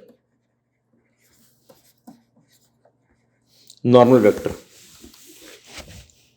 ठीक है। और ये जो नॉर्मल वेक्टर है, ठीक है, सेम वेक्टर मतलब कि वो एक ये भी हो सकता है जो प्लेन के परपेंडिकुलर पहले लिख चुके हैं, और एक नीचे वाला भी हो सकता है, ठीक है। तो वो जो नॉर्मल वेक्टर है उसको मैंने यूनिट वेक्टर दिया, और वो आपका रिप्रेजेंट किया जाता है ए क्रॉस बी। ए क्रॉस बी यहां पर लिख देता हूं मैं, हाँ ठीक है, ए क्रॉस बी, दो वेक्टर को मैंने ए क्रॉस बी ले लिया, ठीक है, अपॉन मैग्नीट्यूड में ए क्रॉस बी। ये क्रॉस प्रोडक्ट लिखा हुआ है प्लस माइनस साइन के साथ, ठीक है, ये क्रॉस प्रोडक्ट है। बाद में कोई तकलीफ नहीं, नॉर्मल वेक्टर के जितने भी वेक्टर हैं, इस बात में बस परेशानी नहीं होती है कि सारे कोप्लेनर वेक्टर जो हैं वो किसी एक वेक्टर के परपेंडिकुलर हो सकते हैं, ठीक है। कि तीन कोप्लेनर वेक्टर थे और आपको a1 के परपेंडिकुलर दे दिया, तो वही वेक्टर जो a1 के परपेंडिकुलर है वो किसके परपेंडिकुलर हो सकता है, a2 के भी। ये हो सकता है, जरूरी नहीं है कि होगा, ठीक है। आपको क्या दो बातें कर रहे हैं, देखो,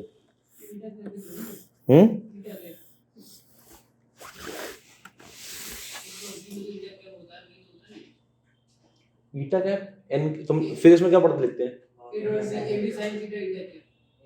हाँ वो नौ, अच्छा ये हाँ, तो वो एन से दिखाएंगे आपको, कोई दिक्कत नहीं है भाई। ईटा लिखना चाह रहे हो, ईटा लिख लो, कोई बात नहीं है, ठीक है। देखो भाई, ये मेरे पास a1 वेक्टर है, ठीक है, दो केस दिखना, ठीक है। इसके परपेंडिकुलर वेक्टर अगर ये जा रहा है, अगर ऐसे करके, और आपके पास यहां पर a2 वेक्टर पड़ा हुआ था, और यहां पर कहीं a3 वेक्टर पड़ा हुआ था, ठीक है, तो a2 a3 के परपेंडिकुलर भी ये क्या हो जाएगा, आपके पास n वेक्टर हो जाएगा, ठीक है। लेकिन अगर इसी में कि a1 वेक्टर ये दिया है और इसी प्लेन के अंदर लाई करके आपके पास एक a1 के परपेंडिकुलर वेक्टर, जिसको मैंने क्या बोला, मान लो वो a5 वेक्टर है। अब बोला गया a1 और a5 परपेंडिकुलर है, तो जरूरी नहीं है कि वो a5 जो है a2 के परपेंडिकुलर हो और a3 के। इसका मतलब अगर परपेंडिकुलर वेक्टर भी उसी सेम प्लेन में लाई कर रहा है, तब वो बाकी वेक्टर्स के परपेंडिकुलर नहीं होगा। उसे कहां लाई करना चाहिए, ये प्लेन के परपेंडिकुलर होना चाहिए पूरा। तो ऐसा हमेशा नहीं होता, लेकिन उस नॉर्मल वेक्टर की डेफिनेशन होती है, बस एक बेसिक सी बात लिखवाई जाती है, जिससे आपको ये वाली बात समझ में आ जाए कि कोप्लेनर वेक्टर्स के परपेंडिकुलर एक वेक्टर हो सकता है, क्योंकि अभी भी कोप्लेनरिटी पड़ी थी, ठीक है। जैसे ही ये वाली बात हम खत्म करते हैं, फौरन शुरू हो जाता है आपका प्रोडक्ट ऑफ वेक्टर्स।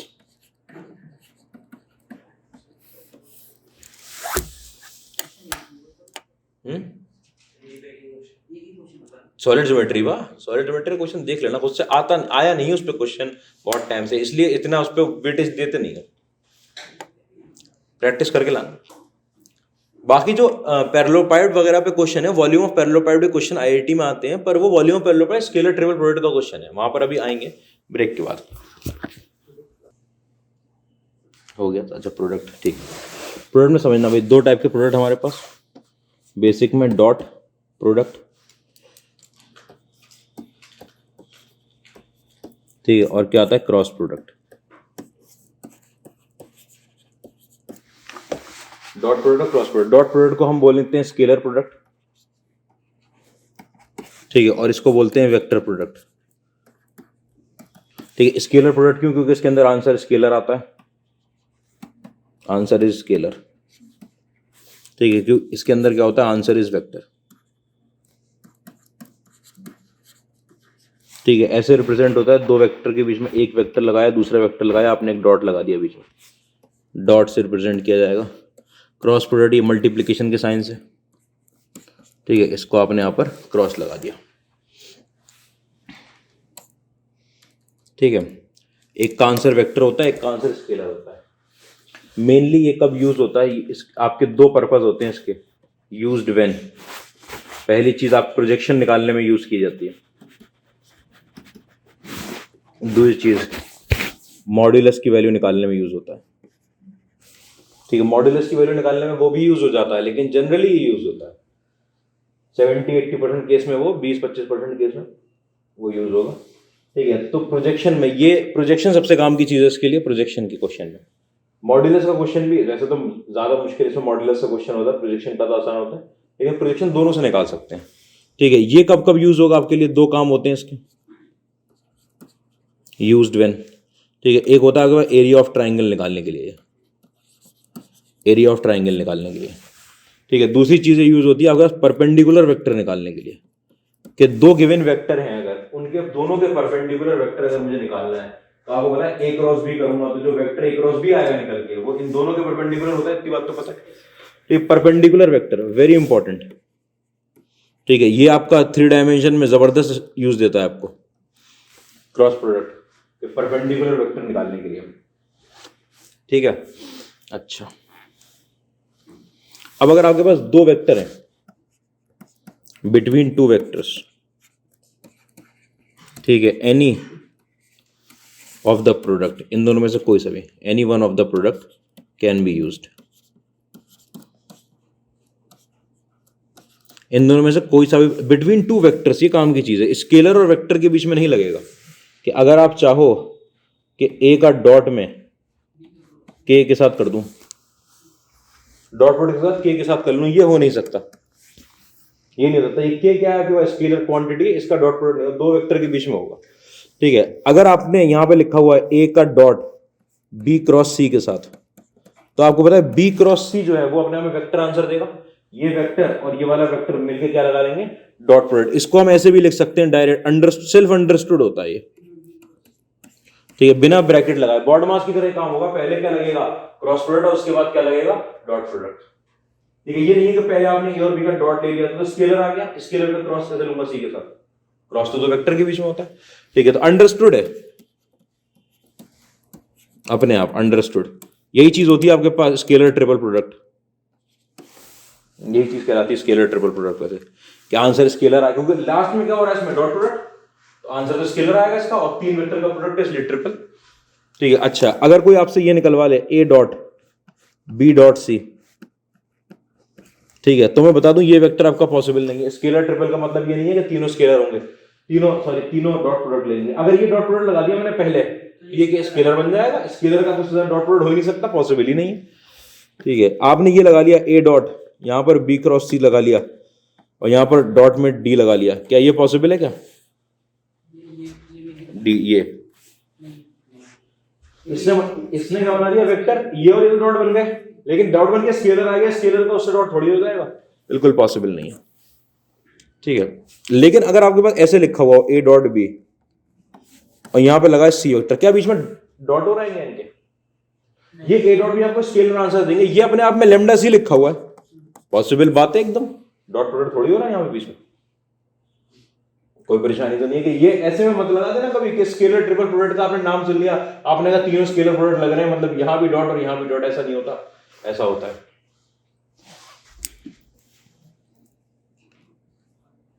बेसिक बात।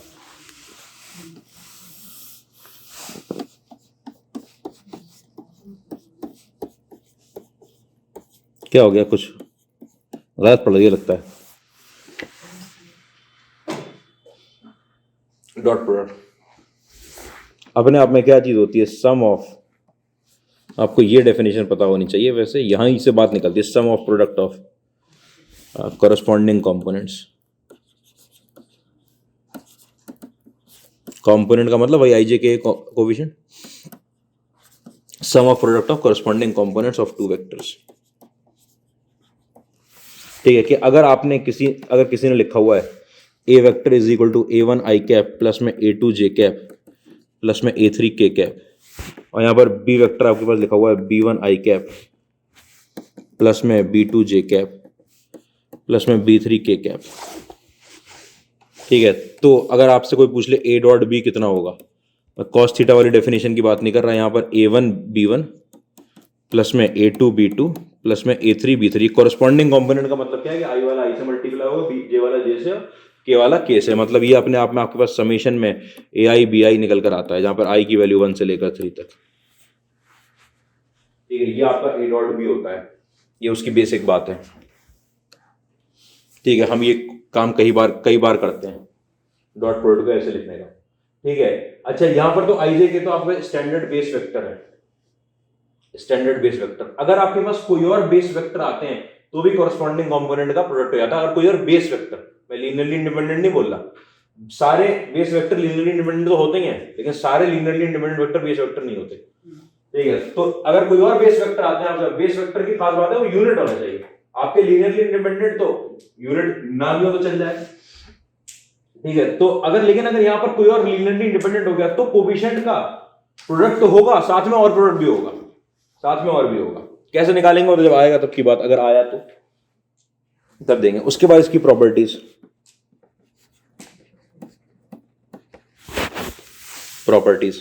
पहली प्रॉपर्टी अभी कहती है कि भैया अगर आपके पास ए डॉट बी आ जाए या आपके पास बी डॉट ए आ जाए, ठीक है, बात बराबर भाई। इसके अंदर A1 A2 A1 B1 A2 B2 A3 B3, इसके अंदर B1 A1 निकले, क्योंकि अपने आप में प्रोडक्ट भी कैसा होता है, कम्यूटेटिव होता है, और आपका सम भी कम्यूटेटिव होता है, तो उसकी वजह से ये सम ऑफ प्रोडक्ट से बना हुआ होता है, ये भी कम्यूटेटिव होता है। दूसरी चीज हमारे पास कि अगर मेरे पास K लगा हुआ है A डॉट B के साथ, तो इस K को आप चाहे A के साथ लगा लो, ठीक है, चाहे इस K को आप B के साथ लगा लो, कोई फर्क नहीं है, ठीक है। अच्छा, इसमें ये वाली बात कही जा सकती है कि चाहे A के साथ कोई कांस्टेंट मल्टीप्लाई हो रहा है, चाहे B के साथ, आप उसे निकाल के बाहर रख सकते हो डॉट प्रोडक्ट के। पॉइंट कि अगर आप ये स्टैंडर्ड बेस वेक्टर है ना I J के, अगर बेस वेक्टर कोई और से दिए हुए हो, कोई और से बेस वेक्टर क्या होते हैं भी आएंगे, एक कोई और से बेस वेक्टर जो कोई भी mutually perpendicular unit vector base vector हो सकते हैं, वो ऐसे हो जाए,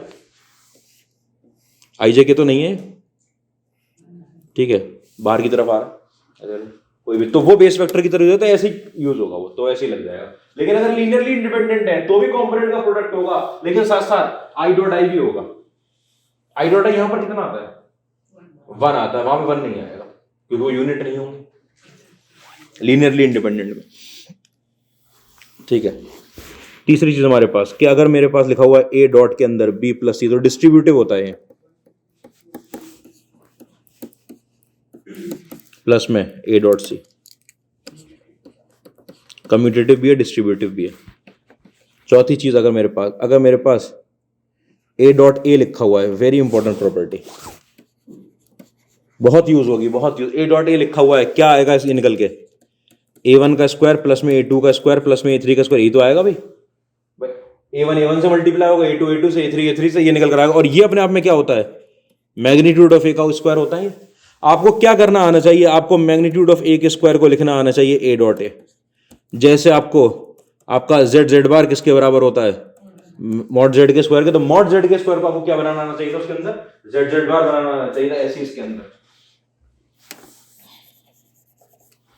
ठीक है, A डॉट A। अच्छा, इसके अंदर अगर आपके पास ये वाली वैल्यू को, इस वाली वैल्यू को मैं A स्क्वायर भी लिख सकता हूं, सिर्फ ये भी आ जाता है कभी कभी।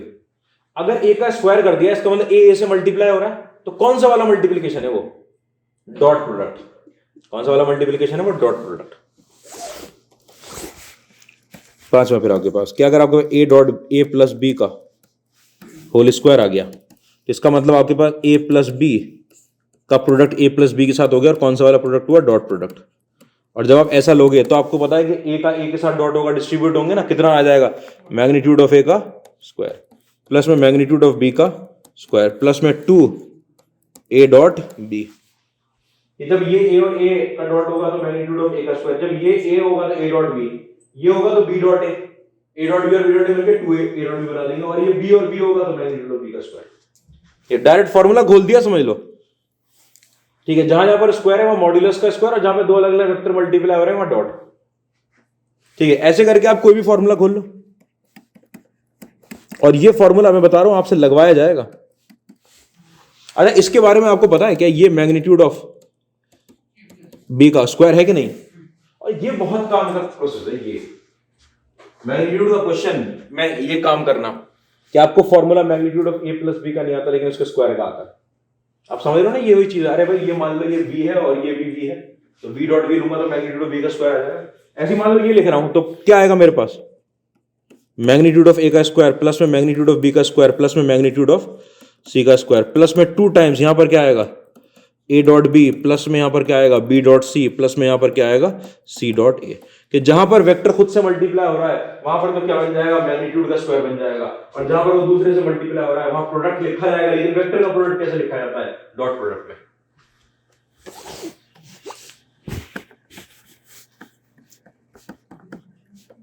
ए प्लस बी के साथ ए माइनस बी कितना निकल कर आएगा, मैग्नीट्यूड ऑफ ए का स्क्वायर माइनस में मैग्नीट्यूड ऑफ बी का स्क्वायर। फॉर्मूले लग रहे हैं ना सीधे वही आपके अलजेब्रा वाले, परेशानी नहीं होनी इतनी बात में तो।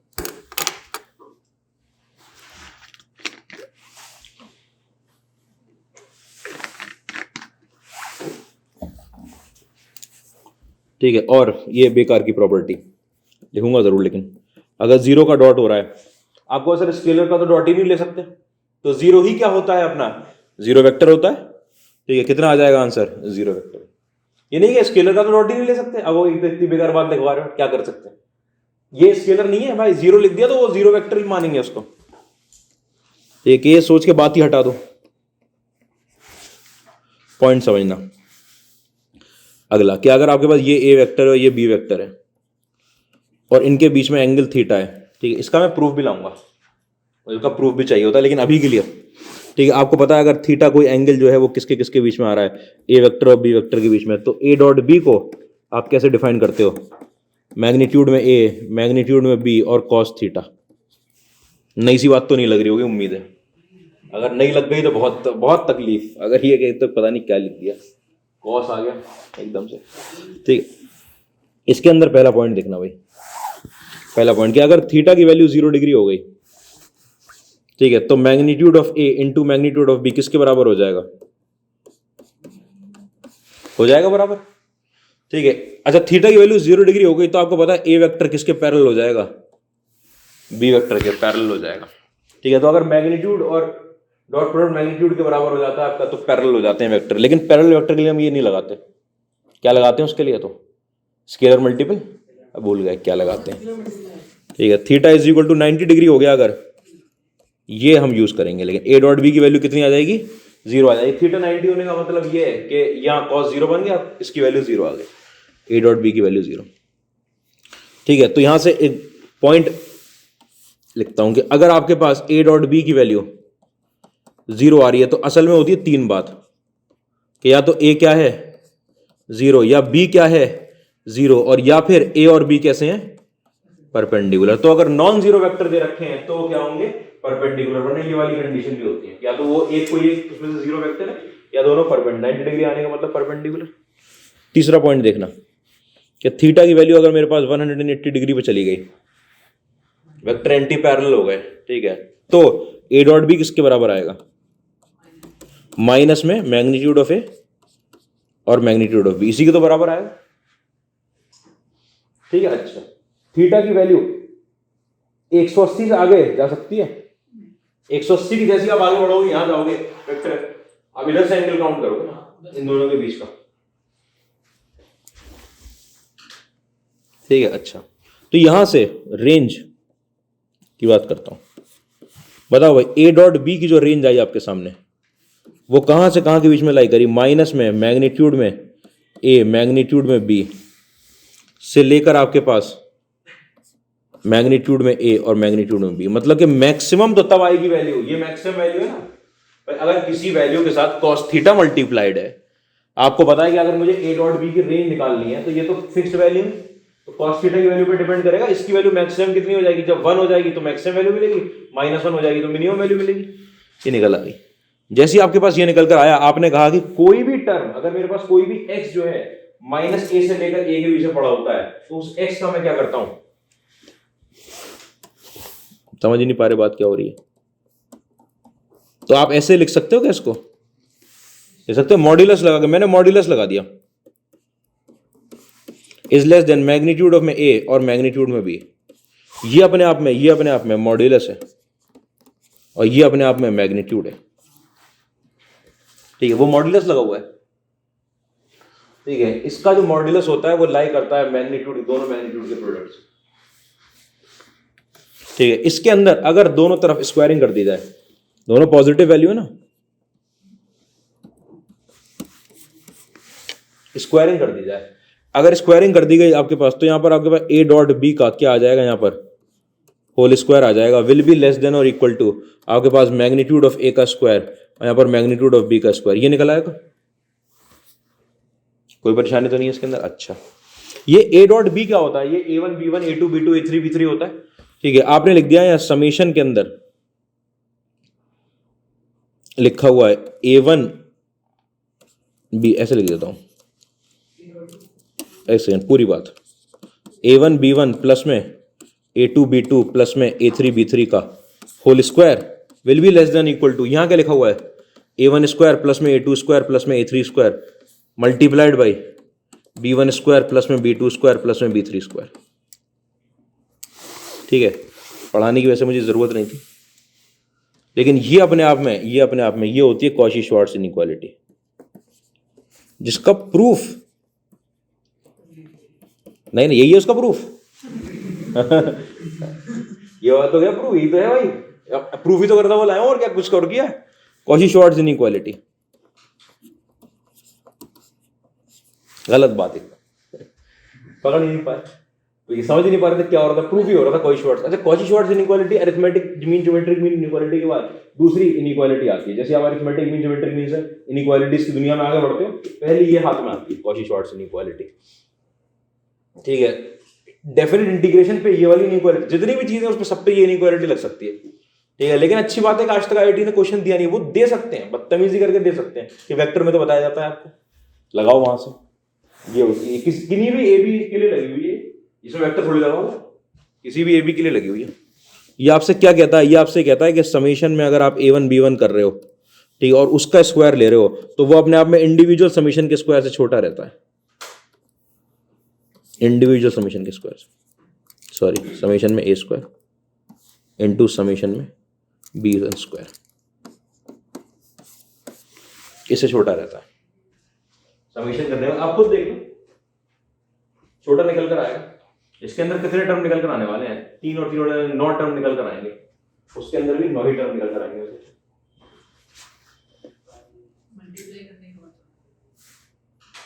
छोटा, ठीक है, इतनी बात में परेशानी नहीं रही होगी, सिंपल सा पॉइंट हो गया।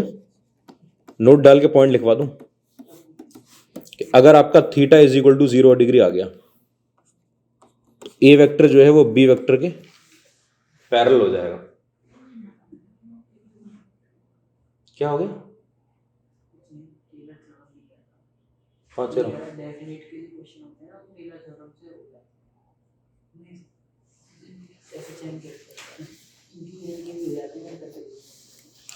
डेफिनेट इंटीग्रेशन के टेलर थ्योरम से नहीं, कहाँ किया, कर सकते हैं, हाँ मैक्लॉरिन होता है स्पेशल केस, 0 से लेते हैं, कहीं और से ले लो, लिखवाया क्या मैंने टेलर थ्योरम, x माइनस ए किसमें, अरे बाइनोमियल में तो कराया, मैंने कब पढ़ा तुम बाइनोमियल पढ़ना, तुम एक भी चैप्टर नहीं जा रहे थे, अब पढ़ा देते तुम बाइनोमियल भी, ठीक है, तो पढ़ा हुआ theta is equal to A parallel to B, ठीक है। तो इस टाइम पे आपका ए डॉट बी की वैल्यू मैग्नीट्यूड में ए और मैग्नीट्यूड में बी के बराबर, ठीक है, we do not use this. अब जरूरत ही पड़ गई, मुसीबत आ गई तो कर लेंगे, लेकिन जनरली हम इसको यूज नहीं करते। किसको यूज करेंगे कि ए vector is equal to lambda times B vector. हम करेंगे कि आपके कंपोनेंट कैसे रहते हैं प्रोपोर्शनल।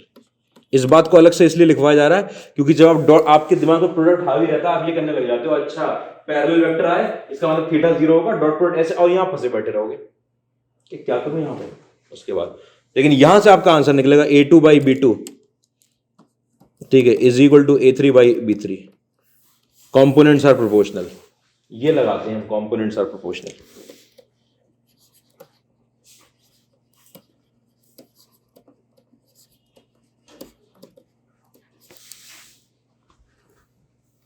ठीक है, आओ भाई, इतनी बात लिख ली।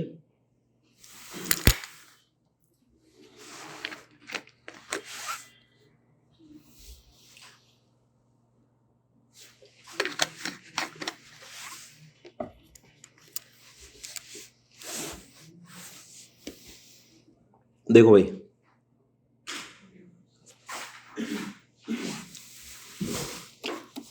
मैं बात करता हूं कोसाइन रूल पे।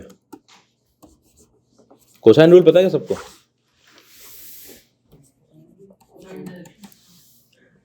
Cosine rule solution of triangle का क्या है बताओ? बी स्क्वायर प्लस सी स्क्वायर माइनस ए स्क्वायर अपॉन 2bc। पता होना चाहिए।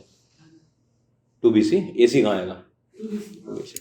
ठीक है, बस इसका लेंथ लिख देता हूँ, चलो साइड में लिखा ही रहने दूँ भाई, अभी तकलीफ में आ जाओगे। कॉस ए की वैल्यू आपके पास बी स्क्वायर प्लस में सी स्क्वायर माइनस में ए स्क्वायर अपॉन 2bc। ठीक है, अच्छा कोसाइन रूल में बात समझना कि आपने क्या किया,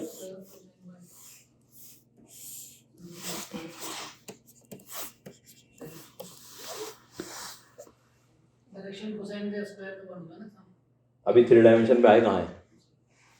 3D ज्योमेट्री का बेसिक है वो। ठीक है, direction cosine very very important. ठीक है, बहुत काम की चीज। उसके बिना आप 3D में आप पेन नहीं ला पाओगे। 3D में क्या करूं ऐसे हो जाओगे, एक स्टेप नहीं लिख पाओगे अगर डायरेक्शन कोसाइन नहीं आता तो। ठीक है, लेकिन वहां तक अभी आई नहीं है,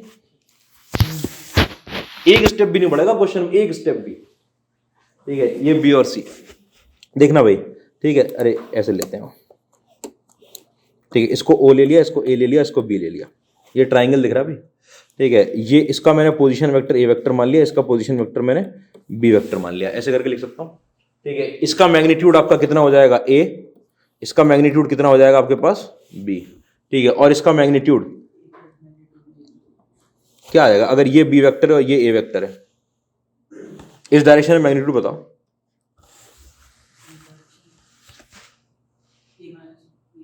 इसको और इसको सम करने के बाद ए आ रहा है, क्या आएगा? ए माइनस बी।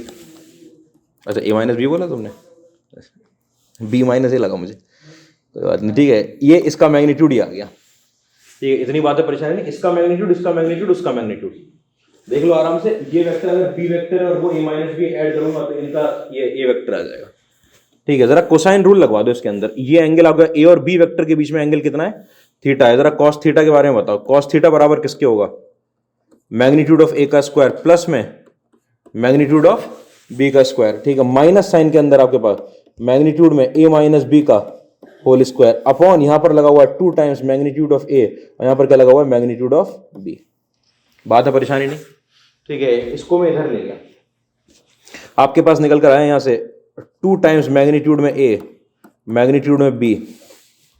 ठीक है, इज इक्वल टू ये मैग्नीट्यूड में ए का स्क्वायर लिखा हुआ है प्लस में मैग्नीट्यूड में बी का स्क्वायर लिखा हुआ है, माइनस साइन के अंदर ये ए माइनस बी के मैग्नीट्यूड का स्क्वायर करूंगा तो कितना निकल जाएगा? होल स्क्वायर की तरह खुलेगा। मैग्नीट्यूड में ए का स्क्वायर प्लस में मैग्नीट्यूड में बी का स्क्वायर माइनस में 2 ए डॉट बी, ये निकल कर आया। आपको पता है ये और ये कट गए, ये और ये कट गए, यहां से कितना निकल कर आया? 2 टाइम्स ए डॉट बी की वैल्यू किसके बराबर आई? अरे कॉस थीटा भी लगा था। 2 मैग्नीट्यूड में ए मैग्नीट्यूड में बी और यहाँ पर कॉस थीटा। आपको पता है 2 से 2 कट गया, ए डॉट बी की वैल्यू किसके बराबर है? यहाँ से ये प्रूफ होता है डॉट प्रोडक्ट का। किससे प्रूफ करते हैं इसको? पहले पढ़ते हैं कंपोनेंट का प्रोडक्ट, फिर पढ़ते हैं प्रॉपर्टी, प्रॉपर्टीज बोला है ना, और फिर आता है कॉस थीटा वाला प्रूफ। कॉस थीटा से ऐसे तो बहुत बने, इसमें तो एक चलती रहता है। अच्छा, कॉस थीटा जितनी भी आपकी प्लेन ज्योमेट्री रही है वो सबकी सब वेक्टर से हो सकती है। जितनी प्लेन ज्योमेट्री रही है आप उसे वेक्टर से मान के सॉल्व कर सकते हो। इसलिए फिर बाद में वरना कॉस थीटा का अलग से ही प्रूफ होता है, करवाया उसके अंदर।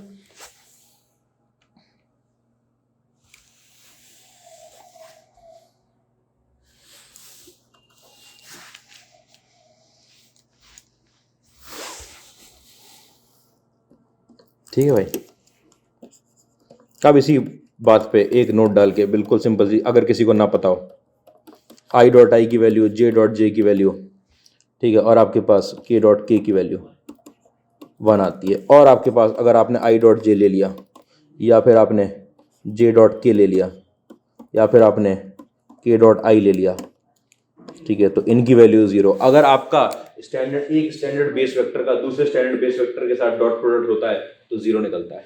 स्टैंडर्ड बेस वेक्टर का आपस में डॉट प्रोडक्ट होता है तो 1 निकल कर आता है।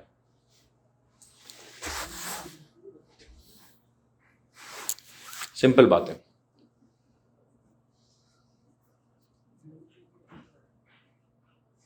हो गया ये? आओ भाई, लिख दिया, देख लो जल्दी से। Yes sir.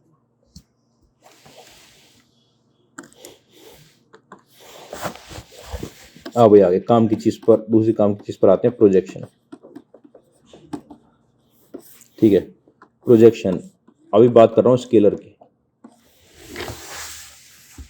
प्रोजेक्शन में स्केलर की बात कि अगर आपके पास ये ए वेक्टर लिखा हुआ है और यहाँ पर आपके पास ये बी वेक्टर लिखा हुआ है, तो बी का ए पर projection, projection of B vector on A vector. ठीक है, प्रोजेक्शन दे रखा है बी वेक्टर का ए वेक्टर पे। ठीक है, ऐसे करके प्रोजेक्शन होगा। ठीक है, आपको पता है यहां पर आ जाएगा, अगर ये वाला एंगल इन दोनों के बीच में थीटा था, आपको पता है ये वाली लेंथ कितनी हो जाएगी, मैग्नीट्यूड ऑफ बी, तो इसका हॉरिजॉन्टल कंपोनेंट कितना निकाल के लाओगे, magnitude of B cos theta. ठीक है, इस प्रोजेक्शन पे जे एडवांस से भी सिंपल सिंपल का क्वेश्चन आ जाता है। प्रोजेक्शन पे आप सोचोगे इतनी छोटी छोटी चीज पे भी क्वेश्चन पूछ रहे हैं, नहीं आप इसलिए क्या कर सकते हैं, magnitude of B cos theta. अच्छा, अब यहां से समझना, अगर मैंने ए डॉट बी लिखा हुआ है तो वो बराबर होता है मैग्नीट्यूड में ए, मैग्नीट्यूड में बी, और यहां पर कितना आता है आपके पास कॉस थीटा। अगर मैं मैग्नीट्यूड में बी कॉस थीटा की वैल्यू निकालना चाह रहा हूं, मैग्नीट्यूड में बी कॉस थीटा की वैल्यू, तो वो आपके पास ए का मैग्नीट्यूड, ए डॉट बी, और नीचे क्या लगा हुआ है आपके पास ए का मैग्नीट्यूड। आपको पता है ये कोई कांस्टेंट मल्टीप्लाई हो रहा है ना इनसे, 1 मैग्नीट्यूड है, वो इससे भी मल्टीप्लाई हो सकता है और इससे मल्टीप्लाई हो सकता है। अरे कांस्टेंट ही तो हो रहा है ना मल्टीप्लाई, 1 मैग्नीट्यूड है, तो वो मैं ए से अगर मैंने ए वेक्टर के साथ मल्टीप्लाई कर दिया तो ये बन जाएगा आपके पास बी वेक्टर डॉट में A cap, magnitude of B cos theta. ठीक है, जो वैल्यू क्या थी आपके पास, projection of B on A, projection of B on A.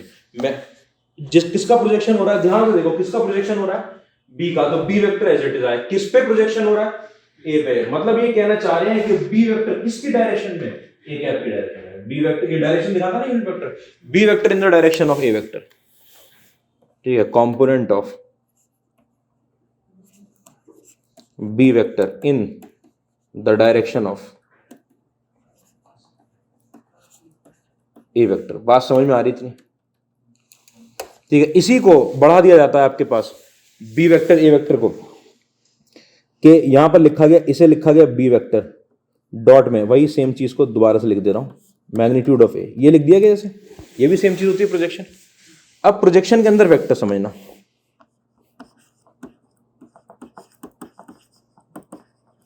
Projection vector. ठीक है, तो इसको देखो ऐसे रिप्रेजेंट करेंगे,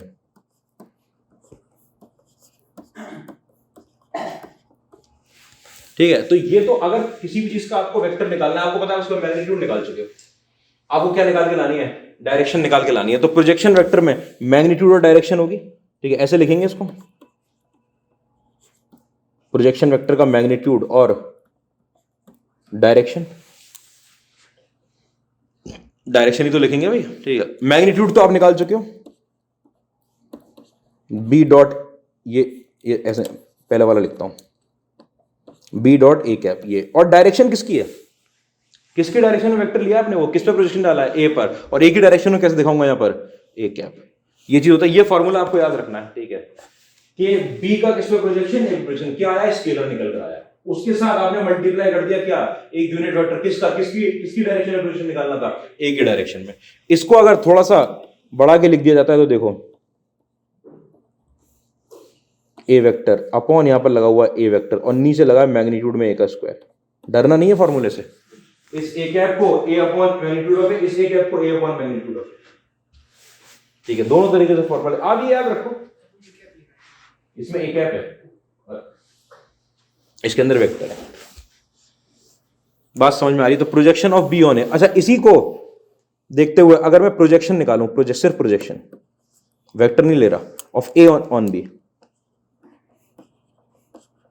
अगर ए का बी पर प्रोजेक्शन निकाल रहा हूं, आपको पता किसका प्रोजेक्शन निकाल रहे हो, ए का, किसके ऊपर निकाल रहे हो, बी पर, बी कैप लिख देंगे ऐसे करके। और इसी को फिर आपको पता है कि अगर आप थोड़ा सा बढ़ाना चाहो, ए यहां, बी यहां, और नीचे क्या लगा दूं यहां पर, मैग्नीट्यूड ऑफ बी। ठीक है, फिर उस पर बात आएगी projection vector of A on B, projection vector में आपको पता है कि आपने ए, ये तो उसका मैग्नीट्यूड लिख लिया आपने, ए का प्रोजेक्शन, और किसकी डायरेक्शन में, किस पे निकल रहा है प्रोजेक्शन, बी पर निकल रहा है तो उसकी डायरेक्शन लगेगी, उसकी डायरेक्शन कितना आएगा आपके पास, बी कैप। डॉट मत लगा देना बीच में, देखिए। और अगर आपने ये लिख लिया है तो आपको पता है ए डॉट बी के साथ मल्टीप्लाई होता हुआ यहां पर बी वेक्टर और नीचे मैग्नीट्यूड ऑफ बी का स्क्वायर। क्या है, कोई परेशानी तो नहीं हो रही इसमें?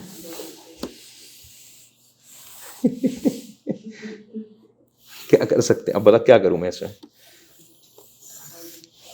काट के दोबारा लिख लो, ठीक है। ये फॉर्मूले आपके पास, बाकी इसको ये याद रखो सिंपल। उसका तरीका ये बताइए कि ए का प्रोजेक्शन हो रहा है तो ए का वेक्टर लिए किस पे हो रहा है, बी पे, तो बी का बी के साथ, बी के कैप के साथ डॉट प्रोडक्ट, और फिर साथ में क्या ले लिया कि डायरेक्शन में बी के लेंगे तो बी की डायरेक्शन ले नोट कर अगर वेक्टर लिखना है, ठीक। अब इसमें कैप को आप फिर चेंज कर लो वेक्टर में। तो ये तो आपका क्या हुआ, इसको क्या बोलते हैं, parallel component. Parallel component, parallel component. Horizontal component को क्या बोलते हैं, पैरेलल कंपोनेंट। पैरेलल कंपोनेंट तो वो डायरेक्शन में आया है कि आप बी वेक्टर ले लो, बी की डायरेक्शन में लिया गया, पैरेलल कंपोनेंट, ठीक है। अब समझना, परपेंडिकुलर कंपोनेंट,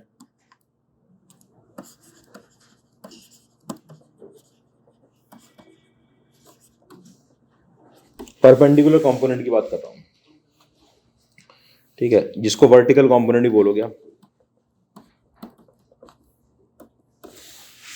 ठीक है। और इसके अंदर मैं बात करूंगा वेक्टर की सीधे।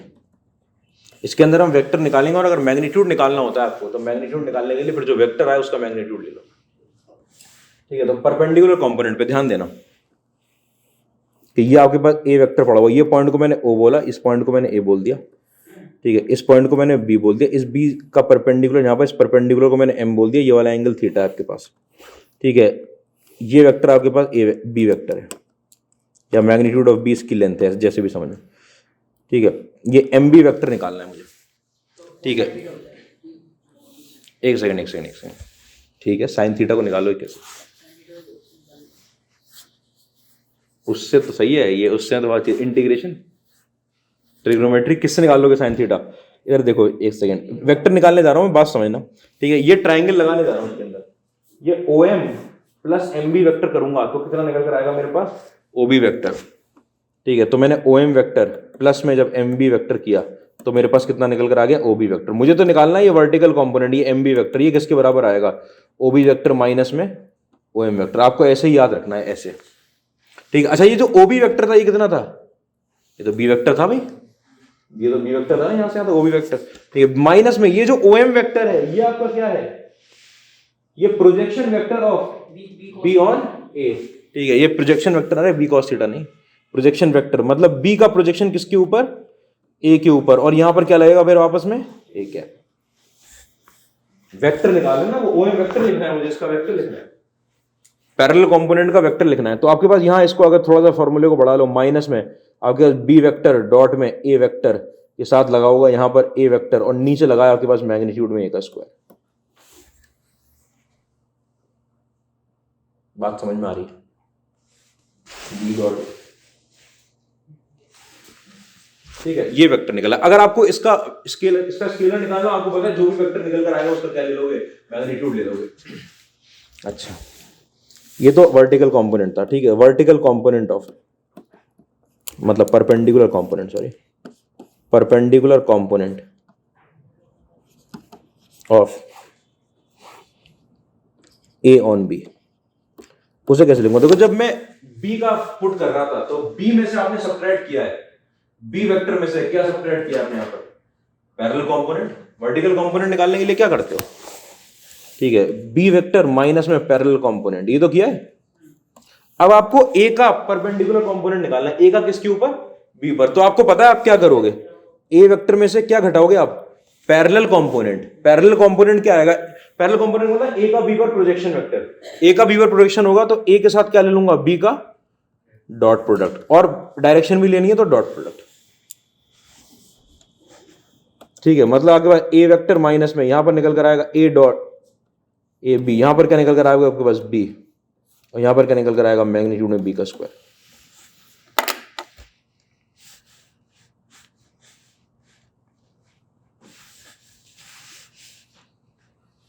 2007 वात में क्वेश्चन दिया है कि ये फॉर्मूला उन्होंने 4 अलग अलग वेक्टर लेके लगवा लिया, सिर्फ फॉर्मूला पूछ लिया है, लेकिन उन्होंने थोड़ा सा मतलब उसके अंदर ये कर दिया है कि ये वेक्टर ये वेक्टर और ये वेक्टर 3 वेक्टर पकड़ा दिए, इसका इस पे बता दो, इसका इस पे बता दो, ऐसे करके फॉर्मूले पूछ रही है, 4 फॉर्मूले लिखो, थोड़े से लेंदी फॉर्मूले हैं इनकी वजह से। फिर इसका इस पे बता दो, परपेंडिकुलर कंपोनेंट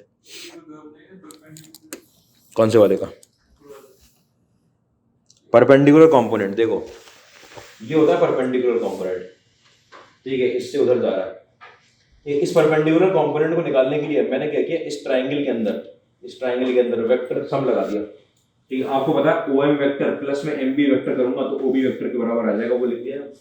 मुझे तो ये परपेंडिकुलर कंपोनेंट निकालना है, ये वर्ड, ठीक है, तो मैं क्या करूंगा, MB वेक्टर निकालूंगा, OB माइनस में OA, ठीक है। ये होता है, ये OB वेक्टर जो था यही मेरा B वेक्टर था, ये तो B वेक्टर था, ये क्यों लिख रहा हूँ मेरा बात, ये B वेक्टर था, ठीक है। तो OB वेक्टर की जगह तो मैंने B वेक्टर लिख दिया, और OM वेक्टर, ये जो OM वेक्टर आया है ये B का प्रोजेक्शन है किसके ऊपर, A के ऊपर, B का प्रोजेक्शन A पर, वेक्टर में अगर लिखा जाता तो ऐसे लिखा जाता भी, ये उसका फिर फॉर्मूला लिख दिया यहाँ पर, B इसका magnitude B minus parallel component. इतनी बात में कोई परेशानी नहीं, ठीक है। प्रोजेक्शन हो गया, क्वेश्चन देखते हैं कल हम लोग, 2 बज गए। हाँ हाँ, सॉल्यूशन ट्रायंगल में ये होता है ना, वो तो सबसे आसान फॉर्मूला है, इतनी परेशान होने की बात ही नहीं है उसके अंदर। क्या होता है भाई तरुण भाई, क्या होता है फॉर्मूला, प्रोजेक्शन फॉर्मूला एसओटी में, प्रोजेक्शन फॉर्मूला, इतने परेशानी नहीं होना है कि देखो प्रोजेक्शन फॉर्मूला ये कहता है कि ये वाला एंगल B है आपका, ये वाला एंगल C है, ये C के साथ ये C साइड है, ये B साइड है, ठीक है। अरे भाई ये B एंगल ही तो बोलते हैं, angle B C cos B plus में B cos C, और ये वाली लेंथ, टोटल लेंथ आ गई ना, किसके बराबर होती है, A के बराबर। क्या है, वही है और क्या है, ठीक है। अरे वहां भी तो कंपोनेंट ही तो लगते हैं, ये होता है ना C cos B plus B cos C, ये B cos C हो जाएगा, ये C cos B, इन दोनों का सम किसके बराबर हो जाता है, A के बराबर। ये तो बिल्कुल आसान सा फॉर्मूला है, ठीक है। मुश्किल फॉर्मूला तो ये है कि R का, कैपिटल R में फॉर्मूला बताओ, अल्फा बीटा कहाँ से आ रहे हैं ये, हाँ A/2 B/2 C/2 होता है, कोई बात नहीं, कोई बात नहीं। सबसे बढ़िया तो ये वाला फॉर्मूला है, sin A/2 बता दो, चलो आजकल देखो हाफ एंगल फॉर्मूला,